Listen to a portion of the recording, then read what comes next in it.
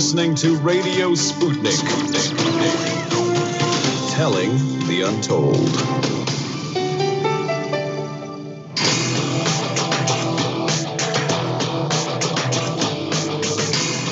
Fault lines. Live from across the divided states of America, it is time now for another edition of the most disruptive show covering news and events in those states as well as around the globe. In the independent corner, I am your political analyst, Shane Stranahan. And in the left corner, I am the indefatigable, a burning ember in the darkness, your political analyst, Jamarl Thomas. And together we comprise Fault Lines with Thomas and Stranahan.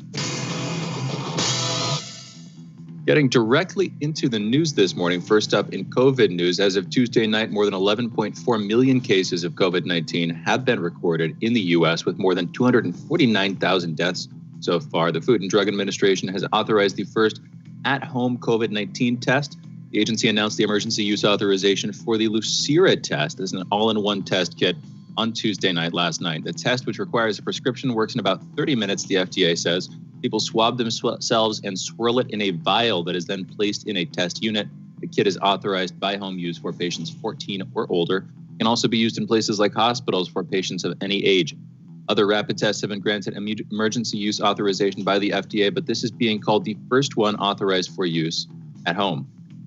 Also, Iowa Senator Chuck Grassley, who at 87 is the second oldest member of the Senate, said in a statement that he had tested positive for COVID, for the coronavirus. Grassley announced that he had been exposed to someone with the virus earlier on Tuesday. In Trump transition news, and that's one word for it at least, Christopher Krebs, who led the federal government's election cybersecurity efforts, has been fired by President Donald Trump via Twitter. Krebs, the director of the Cybersecurity and Infrastructure Security Agency, or CISA, has been the target of public criticism from Trump since the November 3rd election over his agency's rumor control blog, which rebuts a list of claims about election fraud and hacking, many of which Trump or his lawyers have touted as real after he lost the election. Trump tweeted Tuesday night that Krebs had put out a statement concerning the election that was highly inaccurate, apparently a reference to a joint statement Thursday from CISA, the Election Assistance Commission, and groups that represent the chief election officers in every state. The statement read, in part, quote, "There is no evidence that any voting system deleted or lost votes, changed votes, or was in any way compromised," end quote.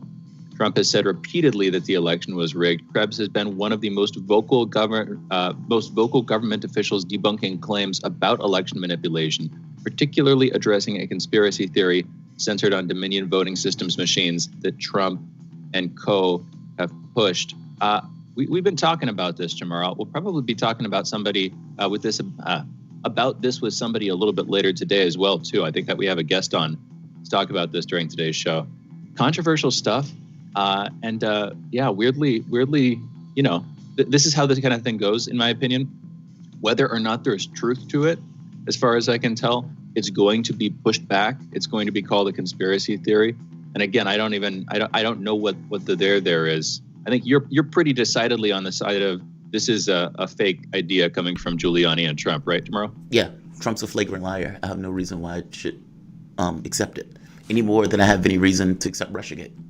I don't get the people who jump on the bandwagon for this stuff. I think it's motivated thinking.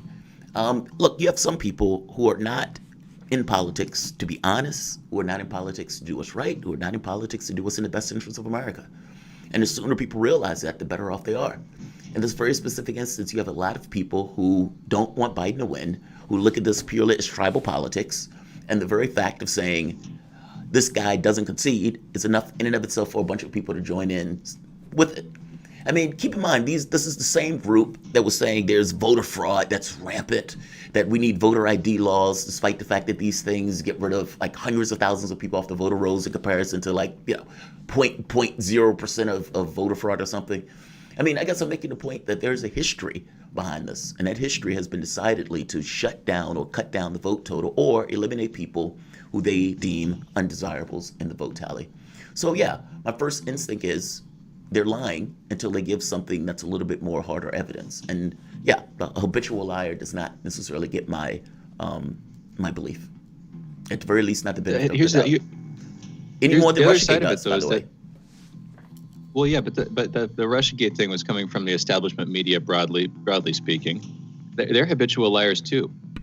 So I get what you're saying, but like each side in this case is a habitual liar. And with the idea of rampant voter fraud stuff, I get both arguments in a broad sense. On the one hand, you have people on the left saying that it's being used to suppress the vote. It's being used to keep eligible voters from being able to vote, and there are these racist undertones to it. And on the other hand, on the right, you have it's sometimes overtones, not undertones.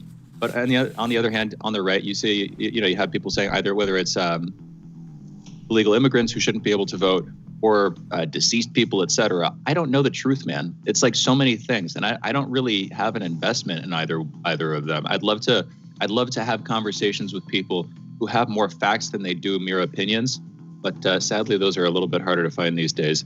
In any event, we've got a whole bunch of headlines here. I think I'm gonna keep going through them. A petition circulating in the Harvard University student body seeks to ban Trump administration officials from teaching, speaking, or attending the institution because of their association with the president. The petition represents the latest attempt to punish Trump associates. Students are demanding that if the university does associate with the Trump alumnus, they'll, quote, create and share with students transparent guidelines, end quote, for why Harvard, like other colleges, has been accused of censoring conservative viewpoints. And just to give people a pretty extensive overview here, actually, I want to get through this because we only have so much time. But of President-elect Joe Biden's cabinet, he has announced so far the following personnel: Mike Donilon, the chief strategist for Biden's campaign, who played a leading role in crafting his speeches and advertising as he framed the 2020 race as a, quote, battle for the soul of the nation, end quote. He'll be a senior advisor to the president. We've got Steve Ricchetti, the Biden campaign chairman and a veteran of the Barack Obama and Bill Clinton White Houses. He will also be a counselor to the president. You got veteran Democratic operative Ron Klain as his chief of staff. You have Jen O'Malley Dillon, the campaign manager who took over after Biden limped through the Democratic primary and turned his campaign into the biggest fundraising juggernaut in history, becoming Biden's deputy chief of staff. You got Louisiana Rep. Cedric Richmond, the former chairman of the Congressional Black Caucus, resigning from his House seat to become a senior advisor to Biden and the director of the White House Office of Public Engagement. You have Julie Chavez Rodriguez, Biden deputy campaign manager, who had previously been a top aide to Vice President-elect Kamala Harris's presidential campaign during the primary earlier this year.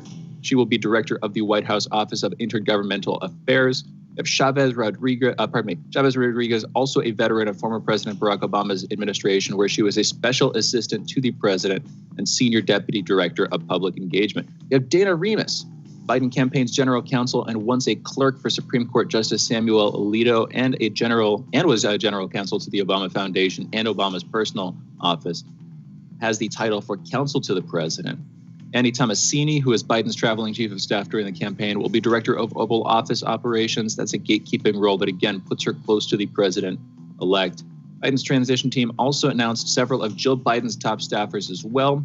Yulisa Reynoso Pantaleon, former U.S. ambassador to Uruguay and deputy assistant secretary of state, who is now a partner at the law firm of Winston & Strawn, will be Jill Biden's chief of staff. Anthony Bernal, who is the soon-to-be First Lady's chief of staff during the 2020 campaign, will be a senior advisor. Indian Prime Minister Narendra Modi held his first phone conversation with U.S. President-elect Joe Biden, and they agreed to work closely to further advance the Indo-U.S. Comprehensive Global Strategic Partnership. Modi congratulated Biden during their conversation on Tuesday, and they discussed their priorities, including containing the coronavirus pandemic, promoting access to affordable vaccines, tackling climate change, and cooperating in the Indo-Pacific region. Modi had earlier tweeted his congratulations to Biden and Vice President-elect Kamala Harris on November 8th. Moving over to Michigan, election officials in Michigan's largest county voted to certify election results on Tuesday night, ending a short-lived deadlock that could have delayed the state from confirming a victory for President-elect Joe Biden. The Wayne County Board of Canvassers voted 4-0 to certify those results. As part of the agreement, the board, which consists of 2 Republicans and 2 Democrats, asked Michigan Secretary of State Jocelyn Benson to audit the election process and pursue reforms to prevent discrepancies in the future. The reversal came just hours after a previous vote resulted in a 2-2 deadlock along party lines. That's about what you'd expect, of course. Republicans who initially voted against certification cited concerns related to absentee poll books in certain Detroit area precincts that did not match The board met after days of unsuccessful litigation filed by Republican poll challengers and Trump allies. They claimed fraud during absentee ballot counting at a Detroit convention center, but 2 judges found no evidence and refused to stop the canvassing process. That will potentially be coming back up in the coming weeks. Those specific judges' rulings on that issue, I can very, very well see that. In New York, weekday subway service could be nearly chopped in half, and over 9,000 transit workers could lose their jobs under an MTA budget proposal being presented to the agency's board on Wednesday. But the potential cuts could be mitigated if the transit agency receives a hefty $12 billion from the federal government as part of a new COVID-19 relief package. The MTA board will vote on management's proposal in December, and advocates are warning that without the federal help, the cuts are coming. The MTA subway and buses would bear the brunt of planned downsizing, with over 8,000 jobs slashed between both branches of service. The two combined would be subjected to over $1.1 billion in budget cuts, contributing to the proposed 40% reduction in weekday subway service. Commuter railroads operated by the MTA, that's the Long Island Railroad and Metro North Railroad, would lose about $250 million and roughly 1,000 workers under the plan. Overall, the proposal sheds more than $1.4 billion in services, though the actual savings to the MTA's bottom line are expected to be somewhat less, in the neighborhood of $1.3 billion. Over 8,000 jobs slashed, over 9,000 jobs slashed, and a big cut to their budget. Granted, we're living through a pandemic right now. I'm guessing that you're seeing less use, but Jamarl, that's not what you want for your economy. That's not what you want. Going through the process of an incredibly contested election and a fragmented political system. It's kind of ugly, man. What's your take on that? It is kind of ugly, but I strongly suspect, Shane, this is gonna look, man. I have to be honest. I don't see things getting better anytime soon. Like, if Biden takes office, let's say he takes office, how far into the future do you see things before you're like, yeah, things have gotten better since, this changeover? It doesn't seem to be, in the future anytime soon. I mean, this stuff seems so far off at this point. And I don't have these high aspirations of changes that I know some people have in the country. And so, yeah, I'm down on this. I don't have a dog in the hunt. I don't have great expectations. Like, my expectations are extraordinarily low. So, I hear you. I'll admit, I saw a glimpse into the future when I briefly read a part of your monologue, and I hear you on that one. And we share some of this stuff. Anyway, I'm going to get back into the headlines because we have even more. In the United Kingdom, they will ban the sale of new cars that run only on fossil fuels in 2030, a move that is designed to phase out polluting vehicles earlier than any other major economy and support the country's recovery from the pandemic. The UK government said in a statement Wednesday that it would end the sale of new gasoline and diesel cars and bans 5 years earlier than previously planned, putting it on course to be the first G7 country to decarbonize road transport. Sales of new hybrid vehicles will be allowed to continue until 2035. Ban is part of a broader green industrial revolution blueprint announced by Prime Minister Boris Johnson that includes £12 billion, that's about $16 billion in government investment. The government hopes the private sector will chip in over 3 times that amount. To accelerate sales of cleaner vehicles, the government will spend £1.3 billion, that's $1.7 billion, on electric vehicle charging points, and nearly £500 million, that's $664 million, to develop and produce batteries for electric cars. Some £582 million, or $773 million, in subsidies will make zero and ultra-low emission vehicles cheaper for people to buy. I might have time to get 1 or 2 more headlines in here. We're hitting close to our break here, but I'm going to try for it, for sure. The U.S. securities regulator is pushing ahead with a plan that would require U.S.-listed Chinese companies to use auditors overseen by the U.S. or face delisting from U.S. stock exchanges. A proposal by the Securities and Exchange Commission is likely to be open to public comment in December. This is the second move since the November 3rd presidential election by the Trump administration to cut Chinese companies off of U.S. capital markets. Last week, Trump signed an executive order prohibiting Americans from investing in Chinese firms that are deemed linked to the Chinese military. And you know what? We've got more headlines to go through, but I'm going to cut it there. Those are headlines. You're listening to Fault Lines with Thomas and Stranahan. I wanted to cut it. That's not early exactly. That's actually on time, but man, we're bursting with news here. That's crazy. The U.S. I'll read this again. The U.S. securities regulator, the SEC, pushing ahead with a plan that would require U.S.-listed Chinese companies to use auditors overseen by the U.S. or face delisting from U.S. stock exchanges. That would completely split up the world markets, as far as I can tell, because they wouldn't want to do that. And then this would be rolled back under Biden, I'm sure. This is, again, late days of the Trump administration. I don't see Biden's administration carrying this through. They'll try to hold back. But you see what I'm saying, Jamarl? That would be like a complete disjuncture between the two countries. It's basically an America that can't compete and is using the political system to basically hobble China in that competition. I mean, under normal circumstances, it's like free trade. Just let these companies do their thing. And now it's, we can't compete. So let's change the rules of the game. Yeah, this is mind-blowing. I mean, he had no good answers. Yeah, that means he had no good answers. So much more to talk about here.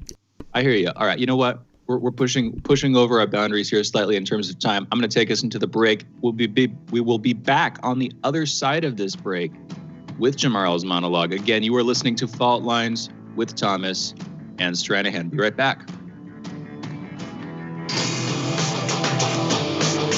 Fault Lines. In a media landscape filled with so-called journalists acting as stenographers for their billionaire bosses, there is a desperate need for news, analysis, and perspectives that buck the status quo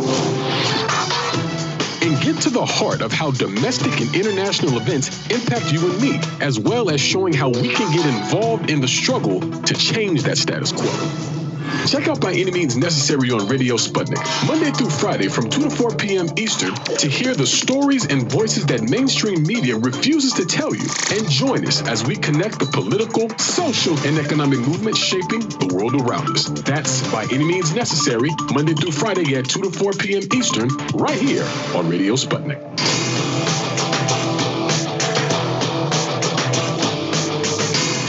Fault Lines. Welcome back to Fault Lines on Radio Sputnik. My name is Jamarl Thomas. I am joined by my co-host Shane Stranahan, coming to you live out of our station in D.C. If you guys live in the area, you can catch us on radio at 105.5 FM and 1390 AM. We're also in Kansas City at 102.9 FM and 104.7 FM. If you guys are digging what Shane and I are putting down, whatever platform you're consuming this content on, give us a like and definitely share the audio or video. If you want to join in on the conversation, you can send us a chat, a tweet, and of course, you can reach us by phone at 202-521-1320. That is 202-521-1320. Your engagement makes the show what it is, so definitely don't be shy. So right now, we're in a situation where Donald Trump still concedes nothing. Donald Trump, strongman, concedes nothing. Ego out of control. Now, this isn't entirely shocking, considering Donald Trump is a proven habitual liar over the course of his term. It is out of context or out of norm from the standpoint of the presidency, but not from the standpoint of Trump in the last 4 years. Trump is a proven habitual liar. Also, making the argument that everyone lies or all presidents lie, while true, is an opinion that hides the scale of Donald Trump's lying in favor of contrarianism, which is also, to some degree, deceptive. There's zero to back up Trump's position, so there's nothing for me to believe that Biden hasn't won this presidency. And from my point of operation, I will function as if he has until something comes in and tells me he has not. That said, I think it's one of the most natural things in the world when people, or when there's a new president, for there to be this kind of hope, this wishfulness that something will change, something will be for the better.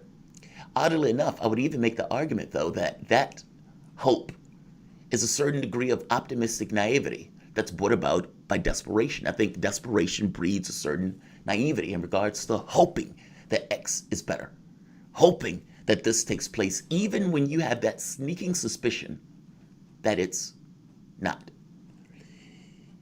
In this very specific case, I'd argue that while you could say hopeful is a certain degree of naive, that over the course of time, that history or lived experience breeds a certain deep cynicism. And that is definitely true when a candidate like Biden comes in office and you have a clear idea on where he came from. You have 40-something years. And to come to a different conclusion that he's going to do something different, yeah, I think it's rather naive. Fact of the matter is that people are policy. If you want to know what a candidate is going to do, who are they putting in that office? When Donald Trump was pulling Tillerson as Secretary of State, when Pompeo gets Secretary of State, when Haspel gets a CIA director, who are these people? What have these people been known for? Pompeo, a flagrant liar. Haspel, the torture, and then destroying the tapes. You get a clear idea on what those people are going to do in that office based on who those people are and their track record. The same thing is true for Joe Biden. I understand that people want to believe something of Biden, but I would make the case they want to believe it because they feel they need to believe it, whether that's lefties who took a shower after voting for him and hopeful, or whether that's the public itself that was in desperate straits, that wanted Trump out of that office, that wanted something different. The truth is, if the guy who screams hope and change is going to use that as just a punchline in order to get votes, kind of like a Mac just saying whatever it says to the woman in order to seal the deal, and then after the fact, hey, get lost. Well, that's basically what took place in the last term with a guy screaming hope and then not even attempting to deliver quote unquote hope. So why should I come to a different conclusion with Biden? I have been down on Biden because my thought is Biden is saying whatever Biden needs to say to seal the deal.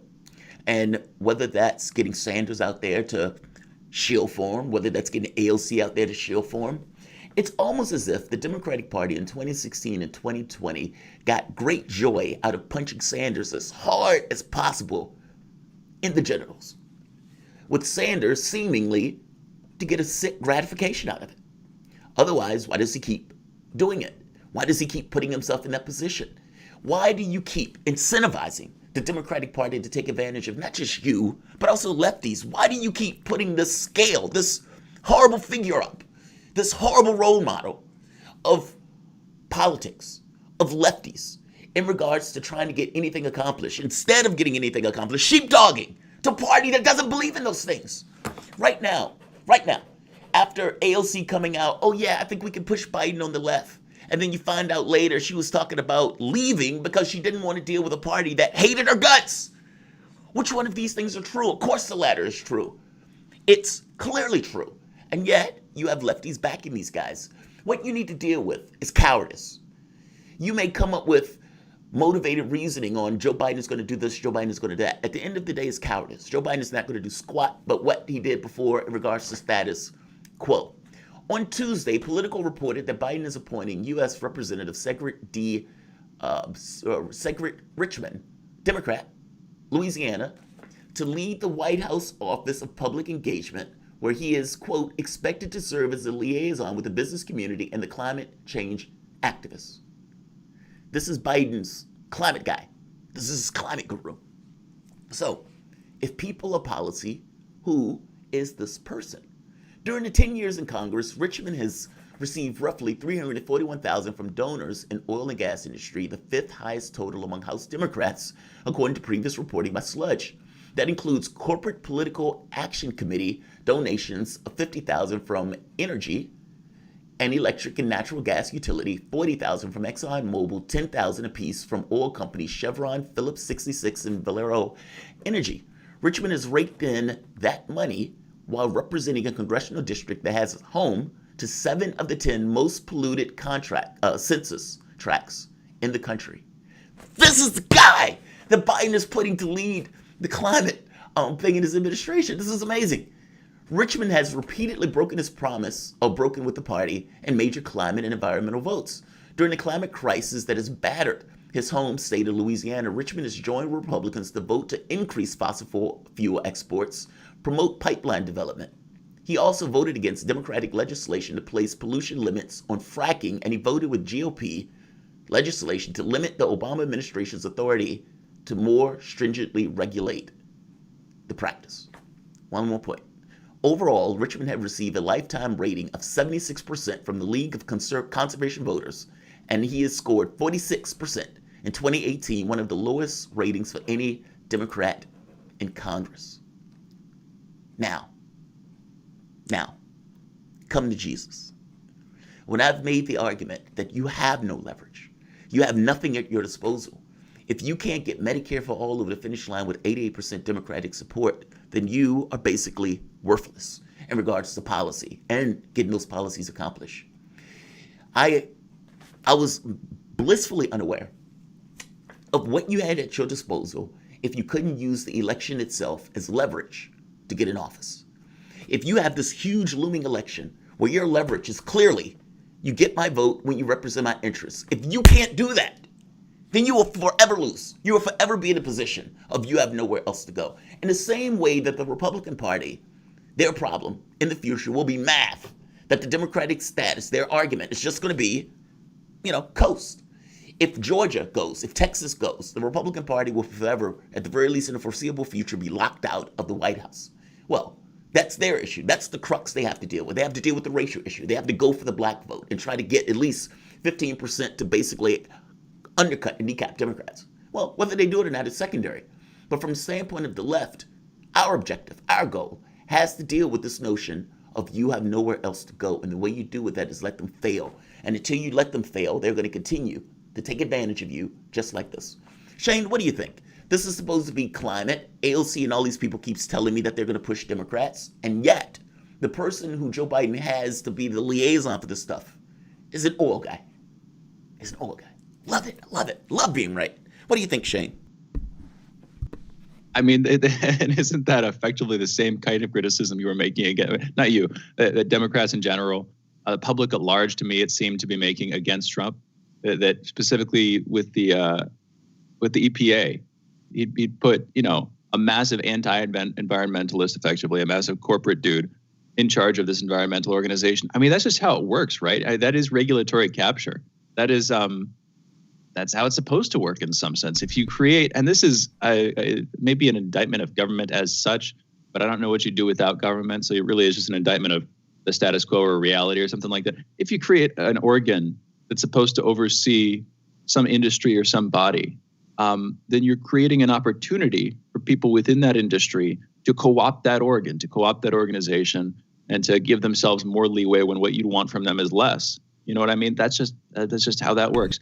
I think your cynicism is justified, and that's the sad thing about cynicism, is that it tends to be justified. The problem with it, of course, is it only gives you so much runway. If you're trying to build a life, let alone a society, you're trying to build a functional home, let alone a functional civilization, you need more than cynicism. You need some grounded hope. And that's harder and harder to come by these days. There's this one, I'm going to paraphrase here because I don't have it up in front of me, but Antonio Gramsci, we've talked about on the show before, he had this phrase that's associated with him. I think it's something like pessimism of the intellect, optimism of the will, something like this, where he's yeah, I know what you mean. I know the quote. Yeah, exactly. He's pessimistic about the things that he's thinking, but nevertheless, he keeps pushing, he keeps trying, he keeps pushing. And it's not an excuse there's also for inaction. Yeah, cynicism is not an excuse for inaction. It's not. I mean, you've often heard me say pessimism is not a survival trait. It's not. By the same token, neither is unfulfilled hope, right? Or unqualified hope. I think there's a balance in those things. I do think you could function from a position where you say this doesn't work, and that deep cynicism allows you to look at something that does, or try to get to something that does, or at the very least try to focus your energies on something else. I mean, think of all these people still trying to reform the Democratic Party. Will they be successful? I don't know. They're still hopeful about it. But in my head, until you decide I'm going to do something else, you're always stuck tending to that, dead horse. Yeah, well, I mean, okay, so I'll throw in another quote, and this time I do have it up in front of me. Rene Descartes, you just keep pushing. You just keep pushing. I made every mistake that could be made, but I just kept pushing, quote, end quote. In some sense, like, I'm a bumbling idiot. I make mistakes all the time. And I'm going through a slight health crisis, much smaller than anything you've dealt with right now, but it's still leaving me a little bit debilitated. But what do you do? At the end of the day, you're living this life. You're living in this society, whether you're an activist or you're just trying to be active in your own life and for yourself, for your family, for the people you care about. You just got to keep going, keep trucking. Yeah. So, I mean, again, I don't mean to get too existential here, but that is where I go. If you're talking about cynicism politically, what do you do? At the end of the day, you just need to keep trying to make those changes. And if the changes, I'll put it like this, another tack, If the changes you've been trying to make haven't been working, change your method. Don't change your motive necessarily, but certainly consider what your motivation actually is. Yeah. And keep trying, Persist. Anyway, we've got to go into a break. I mean, there is literally nothing else but persist. And just as a thing for me, projecting yourself to the point where you're well helps. Because at that point, it becomes a thing of duration or endurance, as opposed to just kind of, this situation sucks. If you get your head in that headspace of, this sucks, this is going to be this way, oh God, that's depression. If you can say, I can endure it for a month, 2 months, 3 months, it becomes a much better thing. It gives you an endpoint. Just a suggestion. Yeah. But yeah, man. You know what? This is something we should talk about this some other time. Maybe off the show, maybe on the show, maybe later, something like that. But there's this idea of seeing yourself as somebody who sits outside of time, or somebody who persists beyond the moment-to-moment basis, not getting caught up in the sensations that you're feeling, not being too affected by them. Anyway, we got to go into a break. You're listening to Fault Lines with Jamarl Thomas and Shane Stranahan. We'll be right back on the other side of this break.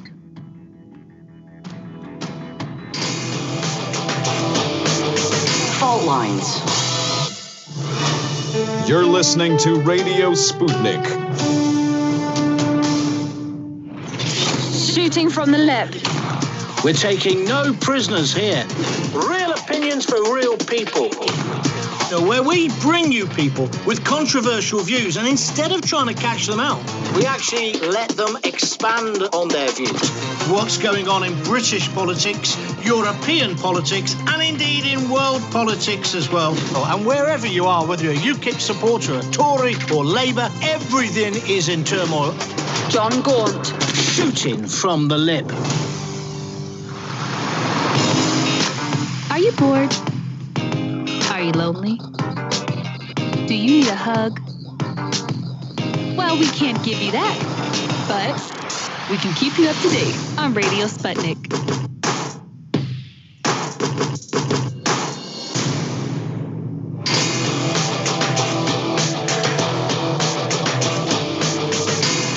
Fault Lines. And we're back. You're listening to Fault Lines with Jamarl Thomas and Shane Stranahan. And our guest for this segment and the next, Mark Frost. He's an economist, a professor, a consultant, a drummer, an Eagle Scout, a Marine, a capitalist, a Schumpeterian, and a recovering libertarian. And you can follow him on Twitter, by the way, at Frosty Cash. That is FROSTIECASH. Frosty with an I and an E at the end, not the Y, just to be clear. Frosty Cash. Mark, thank you for joining us this morning so early, too. How are you doing? Doing quite well, and thank you for having me as usual. Again, thank you for being with us. I'll start this off. I've asked this a couple of times now. It's been a little while since we've had you on. Last we had you on, you gave us slightly worse news than I wanted to hear. But reality is reality, as we were just talking about. How's Gauss doing? The same. I mean, I probably have a month with him or something like that. But you were just talking about, I think I had just heard space and time in there. And one of the things we take for granted in life is just the scarcity of life. It's what enables love and all that kind of stuff. So since I know he's dying, I find myself so much more present in the moment with him. So because I know my time with him is very finite. So it changes my behavior. And it's something to keep in mind just in general as we go through our lives. That's true. It's interesting. So you can push at this from a couple of different directions. When you have pain or when you're undergoing pain, it's not that you should avoid it, but it can be easy to sort of get stuck in the pain, get fixated on whatever the problem is, and really get fixated in the perspective that the pain sort of elicits within you, that there's this, whatever it may be, that you're going to have these problems going forward, or that things are always going to be this way, those kinds of thoughts broadly.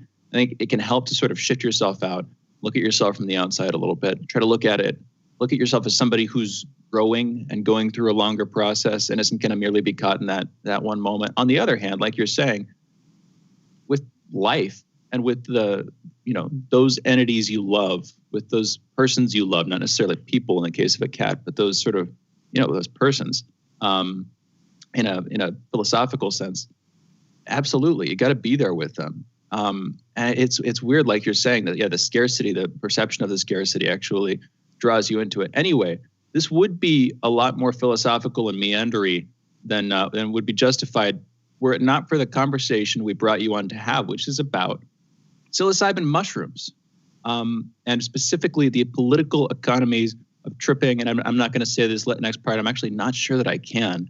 Political economies of tripping out. Mark, I'll just let you pick it up. I heard you had a take on this. We were talking about psilocybin mushrooms, specifically following the decriminalization in Washington, D.C., and the sort of partial legalization, the sort of centralized legalization out in Oregon, where they are basically setting up a program to administer psilocybin mushrooms for therapeutic purposes. It's not completely free use. Whereas again, back in D.C., I believe it's Initiative 81, completely decriminalized it. Anyway, a couple big moves here across the country, first of their kind on their levels, following in recent years, smaller cities also opting to decriminalize psilocybin mushrooms. Big changes, sea changes in America's relationship with drugs. But I'll just hand it over to you. What's your take on this stuff, Mark? Sure. If you don't mind, do I have 90 seconds and I'll tell a quick personal story that sort of relates to this? Please do. Okay, sure. When I was a very young person, I graduated high school at 17, and I immediately went to college, of which I would drop out later as a senior and not go back for 12 more years. Well, I was in something called the PLC program, platoon leaders class in the Marine Corps. I was guaranteed a jet, and on summers, I would go to boot camp. Well, the first time I did mushrooms, my friends couldn't find me, and I was in a closet crying. And they came and, everybody's tripping, and they're like, okay, Mark, what's wrong? In their own little way and stuff. And I'll never forget what I said. I just realized I'm going to be dropping bombs on people, not necessarily my enemy, because somebody in Washington told me to. And I resigned from the program the next day. And it transformed my life. Some people would say, well, you ruined your life, but I don't think I ruined it. But it completely changed my course of where I chose to live my life. And I'm thankful for it. So I'm actually thankful for psilocybin mushrooms because I don't want to drop bombs on people. I only want to drop bombs on people if they're absolutely coming to kill me. I mean, there's a reason for war, but usually the reason is just nonsense. It's about everything except being safe. And so that particular experience is anecdotal. And so I probably would do psilocybin mushrooms over the next few years, probably 50 times. And I never had ever anything even remotely a bad experience. I never saw anything that wasn't there. Everything I saw was there. I just saw it in such a different way. It was as if my ego, and let's classify ego as two kinds, the toxic, nasty ego and the positive, healthy ego. My toxic ego just went away. That shield that I have up around me almost constantly, it was like shields down, Scotty. And I was able to engage another human being in a intimate, spiritual manner that was unknown to me before. And it changed my views.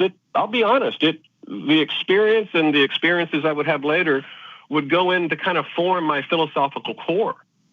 And then at the same time, of course, the government with its crazy war on drugs was claiming that, you'd have flashbacks and you're going to die and your DNA is going to be rearranged. And at least anecdotally, I never saw that. The people that did have bad trips, the people that did have really bad experiences were the people that, ironically, in normal life, they were the tough, they were the jocks. They were the people who had the big toxic egos. They were the bullies. And you put a little shrooms in them and they just melt down because they can't face looking in the mirror and seeing that toxic, nasty ego that every human being has. So when I became, 12 years later, after I failed and crashed and burned trying to be a rock and roll star, I went back to school, got my undergraduate, got 3 masters, got a PhD. And so one of my specialties that I was naturally interested in was the war on drugs. And I've been trying to fight that, ever since I've started kind of thinking about intellectual things. The war on drugs has damaged more lives than I can shake a stick at. And it really damages poor people worse. If you're part of the working poor, especially if you're a minority in the working poor, the war on drugs has just damaged your life. Even if you were never arrested, it damaged your community. It damaged your friends. It damaged your family. Almost nobody in the working class was untouched by it. And I like what The Economist magazine said about 20 years ago about it. The war on drugs is either being lost or it's being won at too high a cost. So, Mark, thanks for coming on the show, man. Yeah, the war on drugs has been... Oh, I'm sorry, Mark. Go ahead. I'm sorry. That was fine. Go ahead. I was being long-winded. Sorry. I got No, you're fine. You're fine. There was a lag, and I didn't hear anything, and I thought you were just finishing the statement. I'm sorry. Go ahead, finish. I was just saying that I really like the little jingle, and I think that was The Economist magazine about 20 years ago that said the war on drugs is either being lost or it's being won at too high a cost. And that's a very kind of economist way of looking at it. Even if you think drugs on net harm people, most economists still don't like the war on drugs because they understand that as an abatement, it's harming, even if there's benefits, and there are, of fighting a war against drugs, the costs exceed the benefits. So that's kind of the general, if you polled most economists, I bet 70% would generally agree with me. That the war on drugs was started to lock up blacks and hippies because the Nixon administration didn't want to deal with those two political groups. There's a great conversation with Ehrlichman, who was part of the Nixon administration, that basically said, did we know we were lying about the drugs? Yes. But it was more important to break up those communities. They were concerned about hippies, they were concerned about the anti-war movement, and they were concerned about the civil rights movement. And they could castigate, they could knock down their doors, and then they can get on Evening News and point to both of those communities and say, look at those groups. Basically, they can damage the communities. The war on drugs did exactly what the war on drugs was supposed to do, Mark. And yeah, you're right. That's dramatically unfortunate. Because the further we argue down, you're talking about voting rights that get destroyed. You're talking about the ability to have to pay bills that you don't already have the money to pay, court dates, all of those things. Utterly destroyed. Your ability to get a job later. The consequences are dramatic, but the consequences were done entirely for political reasons. I would also make the point, Mark, that war, strangely enough, is a politics unto itself. So I agree with you on the psilocybin stuff. I know for me, I always say pot opened my heart center. Typically, when I look at this stuff, it's pretty, intellectually rigorous. And my wife would be like, "You don't have any feelings." It's not that. It's more so looking at it. It's pulling yourself out of it and trying to look at it from this kind of third world perspective of, okay, where am I on this? What is the context? You're trying to get a larger perspective. Because you don't necessarily want to take this kind of individualistic perspective. You want to make sure that you're on cue. But that by itself gives you this kind of, it can make it difficult to talk to people when you're trying to figure out what's true. And so, and pot, for me, opens my heart center where it makes it more of an emotional understanding of it that gives larger context of it than otherwise. I love that you said that with psilocybin. I love your story. Let's do this. Let's take a break. And we'll come back. I just know for myself that there have been times where I've taken a position and after, let's say, a session, my point of view changed. And didn't change just in a moment, changed over time just from that understanding of it. That's why I love your story about psilocybin and how it changed your life in regards to the direction and the point of view, like this kind of larger context that it gave you. Let's do this. Let's take a break. We're going to bring you back. This is Mark Frost, economist, professor, consultant, drummer, Eagle Scout, Marine, capitalist, Schutzenarian, and recovering libertarian. You guys are listening to Fault Lines with Thomas and Stranahan. We will be back in a moment.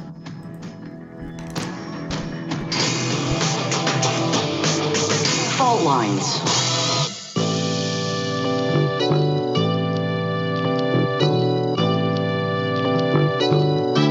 the most important hour of the day. It's the Critical Hour with Dr. Wilmer Leon.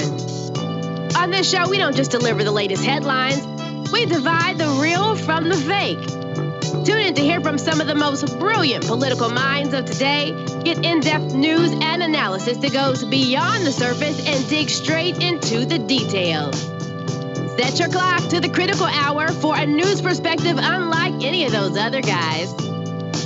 Tune in to the Critical Hour with Dr. Wilmer Leon, weekdays 6 to 7 p.m. Eastern, and catch us on Facebook Live. You're listening to Radio Sputnik.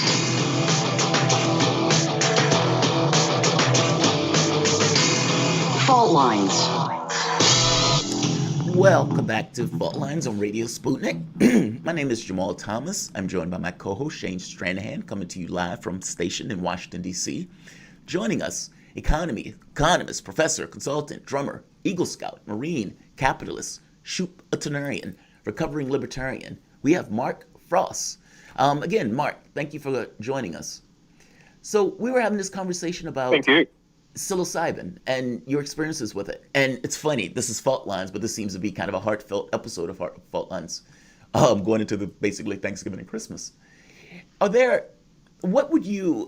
How do you explain the agriculture of mushrooms? Meaning, how is this going to turn into an economy in and of itself? Like right now, Oregon has basically allowed it. DC seems to be turning a blind eye towards it. Is it going to be similar to the way pot is cultivated and sold, or basically are states going to come up with their own systems in the same way they do now, like I said, with pot and alcohol? Yes, I think it will be very, very similar. In fact, it's already going on, and I'm invested in this sector. So full disclaimer, I believe in the legalization of recreational drugs, and I put some of my money where my mouth is, and I've invested in some of these sectors. There's so much promising research on psilocybin mushrooms. A personal example, I have a very good friend who has severe migraines. I don't mean just bad headaches. I didn't realize what a migraine was till I met her. She took part in a trial of microdosing mushrooms. You don't even trip. But it reduced her migraine days, as they measure it, in half. And because when she has a migraine day, she can't be a mother. She can't work. She has to just lay and be miserable or be on morphine or some heavy narcotic or something like that. But before I get kind of away from it, right before we broke, you said something I think that was very profound that I think needs to be said, even though it's only related to mushrooms. And that was about marijuana. There's a lot of people like maybe you, I don't know you that well, but it seems like you have some qualities that I have in the sense that I'm not really an empathic person. I'm an intellectual person. And I think there's almost a trade-off between intellect and empathy. And part of growth is learning how to develop empathy. And I can be a jerk sometimes. But you know what? I can break out my stash. I can smoke a bowl. And it's not like I change or I'm not aware of myself. It's that I step out of my ego and I try to say to myself, okay, what are they actually arguing? Where are they coming from? And some people need some medication to help them be able to do that. Kind of like what your little joke with your wife. She assumes that you're this cold, clinical, brain-driven type person, that you don't have emotions, and you do. But if you're anything like me, what you kind of do is you kind of suppress them because they scare you. They're not, it's hard to be in control and have emotions. And marijuana is something that I have done my whole life. When I get old and I hang it up, I'm going to write a book called I Did It Stoned. The code that fuels 900,000 ATM machines around the world, I wrote stoned. The fraud programs that banks bought for their credit cards, I wrote all that code stoned. Everything I did pretty much stoned. I got my PhD stoned. And yet I'm this functional member of society, and some people want to paint that as I'm a threat or somehow I'm not productive. It's just ridiculous. So I thought what you should be in a cage right before the break was really profound. Yeah, or you should be in a cage. Yeah. Yeah. Exactly. Here's the thing, though. I'm going to step in for a second. I've also I've done weed for a long time. I'm not doing it right now. I kind of go on and off it. I'll just contrast it with the conversation we were having last segment, largely about mushrooms. When I've done mushrooms, it has been beneficial for me in a way you don't have any propensity to like want to do it constantly. I'm sure you might want to microdose. That's pleasant, but I don't want to like trip out every single day. That would be unpleasant. It would derail my life. Nobody would not be a good idea. Yeah, nobody wants to do that. With weed, on the other hand, I think there's this. It's easy to fall into this use of it in which it masks your emotions. It keeps you from processing your emotions. And I'm not saying that this holds true for everybody. I'm definitely not saying this as a sort of preface to trying to prohibit it on a social scale, larger scale, legally. But it does do that. Mark, what's your take? What's your experience with that? How has it not done that for you? Or why do you think, despite that, or just broadly, what's your case there, Mark? I go back to Aristotle on balance. It's ironic that I love reading the Bible because I'm an atheist, but there's a great quote in the Bible. Everything is permissible, but not everything is beneficial. And that's very true. If you don't know the purpose of something in your life, you will abuse it. If you don't know the purpose of your kid in your life, you'll abuse them. If you don't know the purpose of your wife, you'll abuse them. And if you don't know the purpose of marijuana in your life, you'll abuse it. And I've abused it. I've certainly overconsumed. And there's a backward bending curve. You know, I can smoke a couple bowls and have a really productive coding session. I can smoke 20, and all I want to do is go to Taco Bell and then take a nap. And that's where being human and using our brain allows us to say to ourselves, okay, one aspirin is good for me, helps my headache, but 10 kills me. And that's just part of growing up and learning and figuring out what your boundaries and what one's limits are. But yes, people can overconsume anything. You could live a very healthy life and only eat at McDonald's. It depends on how much and what kind of McDonald's that you eat. It's so balance, I think, in self-medication. If I'm right and human beings have the capacity to order their own preferences, choose their own way of life, generally speaking, then they should also be able to figure out when too much is too much. One thing we know with pretty high certainty is marijuana is not physically addictive, but certainly, like anything from food to work, people can become emotional. Or people can become emotionally addicted to things, which is a very different kind of addiction and a much easier one to break should that be a problem. I get annoyed at people that, some libertarians claim that there's no negatives in drug consumption, and there's a negative and a positive in almost everything you choose in life. But certainly, being a parent myself, I always said if my kid was going to grow up and abuse alcohol or marijuana, I would much rather them abuse marijuana. I've never been loud and rowdy and rude to somebody because I got high. I've never hit anybody because I got high. I've never gotten in a car and driven like a maniac because I got high. Ever. Usually when I get high, I want to hug people and talk philosophy and have a really intense, enjoyable conversations with people. So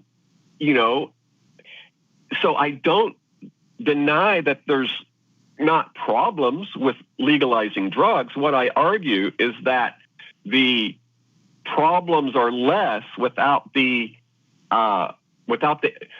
prohibition of it. Milton Friedman himself, kind of the father of free market economics, never done any illegal drugs in his life, made the famous quote, "I am utterly convinced that if the criminal component of a person's addiction was removed, they could lead relatively normal lives." And my life is proof of that. I never got caught. But I know people that have, and lives have been ruined. And it's I believe it's whether it was intended or not, it turned into a race war. Have you ever read Drug Crazy by Mike Gray? he talks about there's an ad in there from a gun manufacturer. It was a Colt ad, and it goes, and they were advertising the 357 because at that time almost all cops carried 38 specials, and the advertisement showed a black man, kind of characterized, and it said the Colt 357 stops the cocaine-charged Negro. And he has a copy of that in his book. So I agree. So what these wars on prohibition do is they create an environment that destroy entire neighborhoods. There was no violence in alcohol prohibition until nobody went to alcohol stores and raided them and stole them, except in the 1920s during Prohibition. The violence came because they turned it into a black market. It would be much smarter to legalize it, put a reasonable tax on it, not so high that it's still cheaper in the black market, but bring it out into the open and let the people that raise and produce these things, at least you will have certification in knowing that what you're buying. If you're buying psilocybin mushrooms, you're really getting psilocybin mushrooms. You're not getting weak mushrooms that have been dipped in arsenic or something like that. And so I think that's very important as a piece of political economy going forward. I don't see how we could. I don't even like the name war on drugs because it's a war against our own citizens. And it resulted in 1 in 4 black males being either in prison, in jail, on parole, or in some fiduciary capacity of the criminal justice system. And that's the moral. There's no cleaning that up. There's no fixing it. And again, whether it was intended or whether it was accidental is kind of, meaningless if you were one of those 1 in 4 that got screwed. Well, I do think it matters whether it was intended. I mean, it's one thing to say we're going to try to do something that's in the best interest and we screw up. I think it's another thing to politically, explicitly say we're going to break up these communities in order for political reasons. Because, for example, if you get Obama going in office, he hits both buttons that Nixon wanted to get, black and hippie. Obama was a flagrant pot smoker when he was younger. And he gets in office, and the moment that you know that, the moment that you read Ehrlichman saying that, how do you come away with that without removing the scheduling of that? How do you not bring that up as an issue, as a political issue? You know what I mean? Like, it's the intention of it, I think, that does matter. What do you think, Mark? We have about 2 minutes. I agree with you. Actually, what I think I was saying was whether or not it was intended, it still resulted in some very bad things. But there's no denying that at least a significant portion of it was intended to slam various particular classes of U.S. citizens. So I agree with that. I voted for Obama his first term, and it upsets people for some reason, but I don't think I've ever been more disappointed in a president because I thought Obama would be the one that would tackle this. And he didn't. In fact, some would argue, and there's evidence to say that the DEA increased in scope under Obama, and that disappointed me. I understand a president can't do everything in 1 term or 2 terms, but he definitely could have did that. I really thought that would have been something, Yeah. Mark, I need to interrupt, but thanks, Mark. I always appreciate you coming on. I always enjoy these segments. This is economist, professor, consultant, drummer, Eagle Scout, Marine capitalist, Shoop Octogenarian, recovering libertarian, Mark Frost.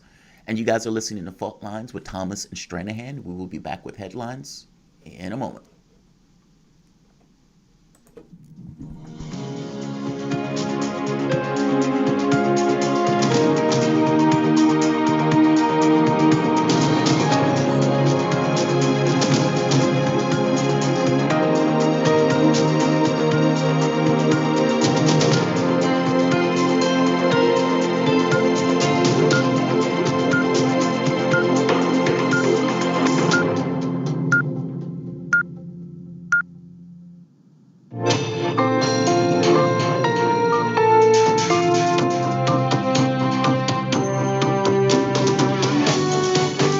listening to Radio Sputnik. Telling the untold.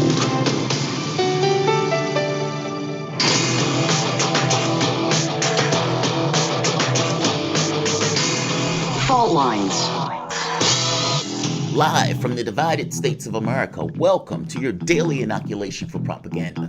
In the left corner, I am the indefatigable, the ever-vigilant, the last antibody to a sick and seizing political system, your political analyst, Jamarl Thomas.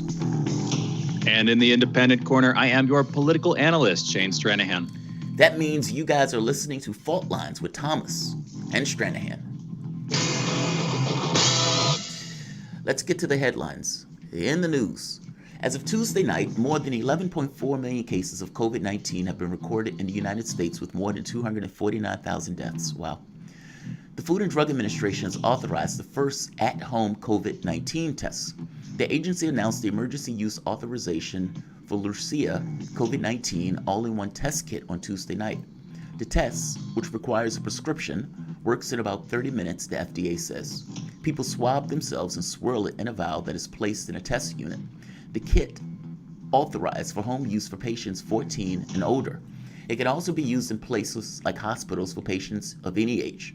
Other rapid tests have been granted emergency use authorization by the FDA, but this has been called one of the first authorized for use at home.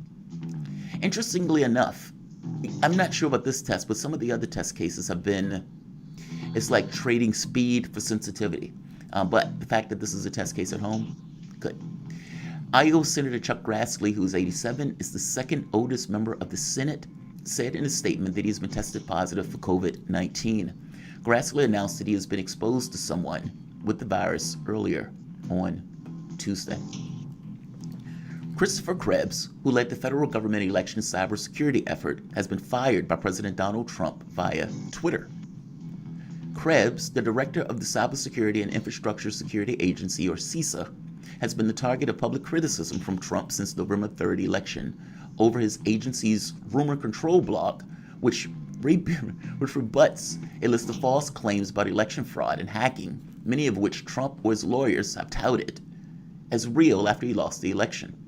Trump tweeted Tuesday night that Krebs had put out a statement concerning the election that was highly inaccurate, apparently a reference to a joint statement Thursday from CISA, the Election Assistance Commission, and groups that represent the chief election offices or officers in each state. The statement read, in part, quote, "There is no evidence that any voting system deleted or lost votes, changed votes, or was in any way compromised," unquote. Trump has said repeatedly that the election was rigged. Krebs has been one of the most vocal government officials debunking those claims about election manipulation, particularly addressing a conspiracy theory centered around Dominion voting systems, machines that Trump has pushed. Well, Trump didn't push the machines. Trump pushed the conspiracy theory concerning the machines, just to be exact. A petition circulating in Harvard University's student body seeks to ban Trump administration officials from teaching, speaking, or attending the institution because of their association with the president.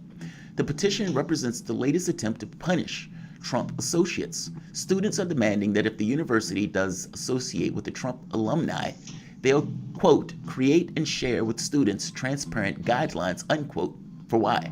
Harvard, like other colleges, has been accused of censoring conservative viewpoints. Shane, this is stupid. This is stupid on steroids. If you're going to take that tact, Wilkerson, that used to work under the Bush administration, wouldn't be able to get a job. And fact of the matter is, Wilkerson is an amazing human being after that administration.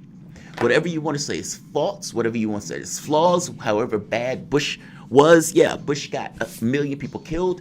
But fact of the matter is, whether Bush got those people killed or not, you had a Democratic Party that was standing right there, arm in arm with him, while he was doing it, with a Joe Biden president, the person who's president-elect right now, being all on board Bush doing so.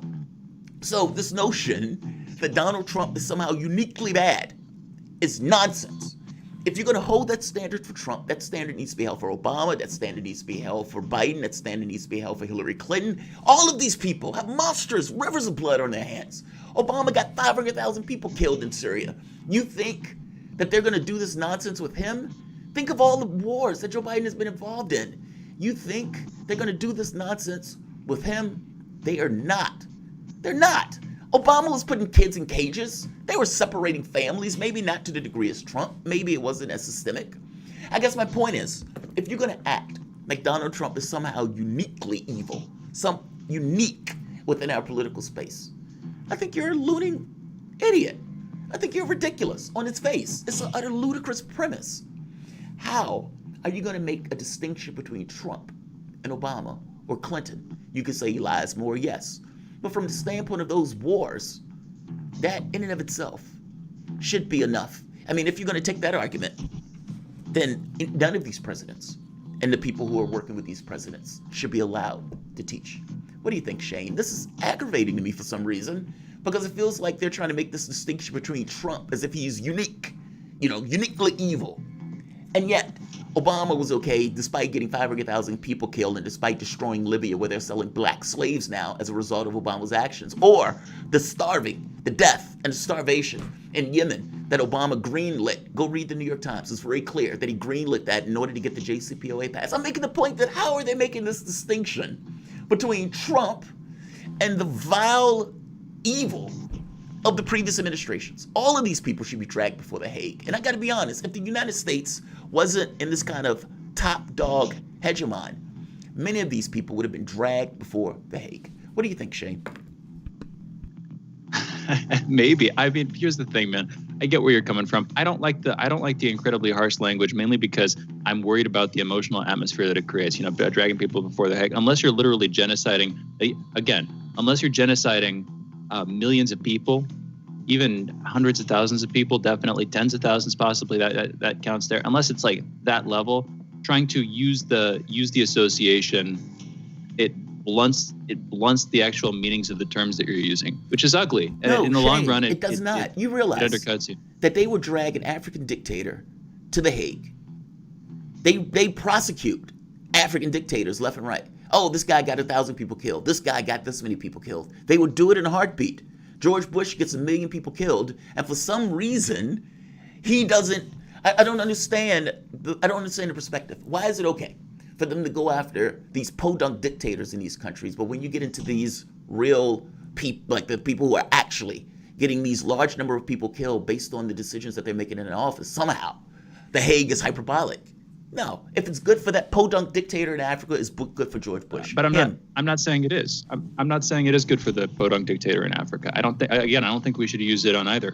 That's the thing. I mean, coming back to the specific issue you were talking about with Harvard here, it's ugly that I think that they're doing this.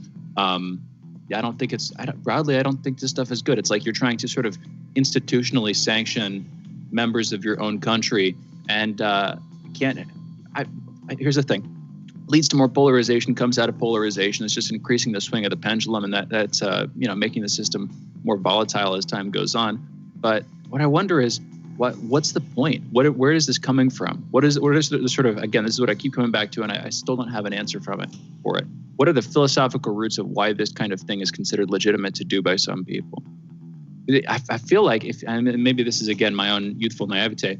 If you can criticize those, if you can address those, if you can come up with some resolution of the tension underlying those beliefs, then you can lead the conversation. You can lead the whole massive culture in a more peaceful and reconciliatory direction, and in one that would be better for our society. Anyway, I'm probably going a bit far afield there, but that's my tendency. Jamarl, what's your take? I mean, this is not philosophical. I mean, this is, it's like no more philosophical than trying to checkmate a king.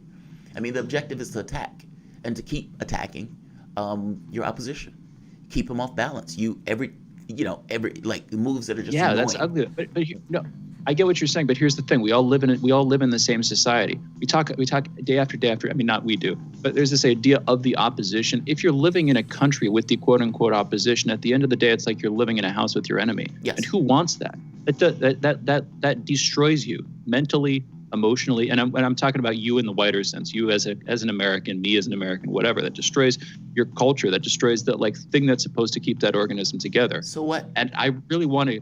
So what? What's up? So what? So what? Well, I guess I mean, understand what I'm saying. I'm not saying that in a blunt way. I guess I'm making the point to you that may be true, but that doesn't stop the actors in it. I mean, meaning my distinction or my separation is whatever I consider my separation to be. And if you have a group, an organization, they can separate themselves off and say it's us against them, despite the fact that everybody is on the same planet. Yeah, I think it can actually undercut them. If you here's the thing: moral arguments sometimes do actually work. If you have a conversation about morality with a politician in the eye of the public, and you do that consistently, if you try to bring wisdom back into the discourse consistently, that actually might be the kind of, not leadership necessarily, but that might be the sort of substrate out of which leadership arises that leads to a genuine moral revolution, which would mean, frankly, a real revolution in some sense in our country. I think you need to consistently do that kind of thing. Of course, the trick there is it can't be hypocritical. It can't be two-faced, where you're saying it to one person and saying something to somebody else, because that will destroy it. It needs to be genuine. But I think if you keep leveling that, I think it might actually work. Anyway, more youthful naivete coming into. If I decide that we're in a competition and you want to be kumbaya, you're going to lose. The reason you're going to lose is because my value set is antagonistic to yours, and you don't accept, and you're trying to do something that is impossible to do within the context of the game that I'm playing. This is the argument about competition. If I'm trying to checkmate your king and you're just trying to, mess around, you're going to lose. It's like, I understand what you're saying. You're looking for this kind of, how do we bring a certain degree of reconciliation? But I'm making the point that not everybody wants reconciliation.